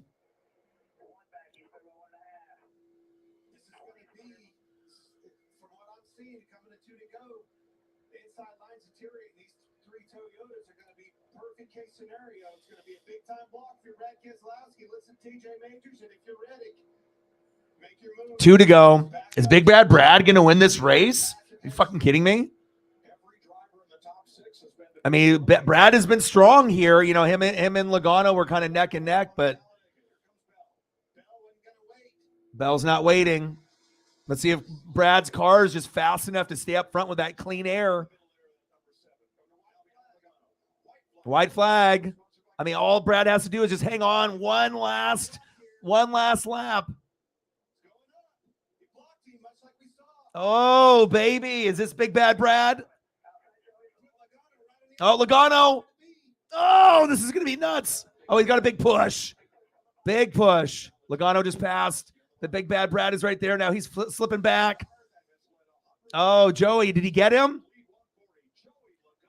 Joey Logano's going to win. Wow. Joey Logano. Wow, wow, wow, wow, wow, wow, wow, wow. And, to be, making the move at the right time.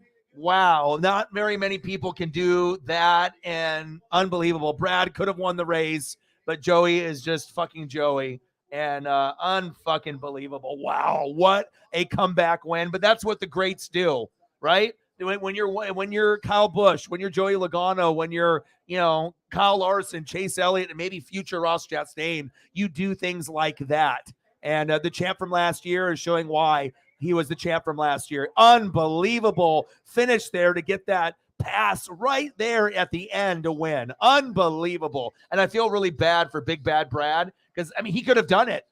Just one half lap and you would have won. But that's the difference between being, maybe good back in the day and actually being one of the legends right now. Wow. Unbelievable. You know what I mean? Especially when it doesn't look like he's going to win. Like, we know you had the best car pre-qualifier in the poll, number 1, right? And you led the most laps, over 100. And then it just looked like it was slipping away, but the car was the best. And sometimes if you got the best car, you got the best driver, that's normally a top 4 driver, everything works out. You got a good pit crew. You had good pit stops there at the end, and then you just had fantastic driving by the champ from last year. And what a fantastic way to steal one from Brad. Unbelievable. That was a great race. That was awesome. So I'm going to end the stream now so that way I can prep on time for the Cuba and USA, which will be in 45 minutes. So normally I would stay on here for another 30 minutes or an hour, but we're going to cut it off. And then we'll start up the next stream here in the next probably 30 to 40 minutes. So I love you guys, and I appreciate you guys very, very much. Congratulations to Joey Logano. I see you with the Auto Trader right there. There's the replay. Let me watch this replay really quick one last time. This is insane. Let me see. So Brad is there, and then he just makes his move high side on the high line, gets a push from the 20. Here is a 20 right here. Poof. And then that big tap in the back, that was enough. And Brad did not have anybody helping him there. The 7 didn't give him no tap, and that was it. Unbelievable. So without the 20, there is no Joey Logano win. That's facts. Wow. That was awesome. That was awesome. Well, I appreciate you guys very, very much. Shout out to Joey Logano. Now we got to get prepped for Cuba, USA, which will be here live in about 30 to 40 minutes. I appreciate everyone that donated, commented, shared on Twitter. You guys are the best. I love you, and I appreciate you. And I got one question for you. But talk sports like us. Your boy Ryan, Northwest Sports Fanatics. Congratulations, Joey Logano, and I'm out. Gang.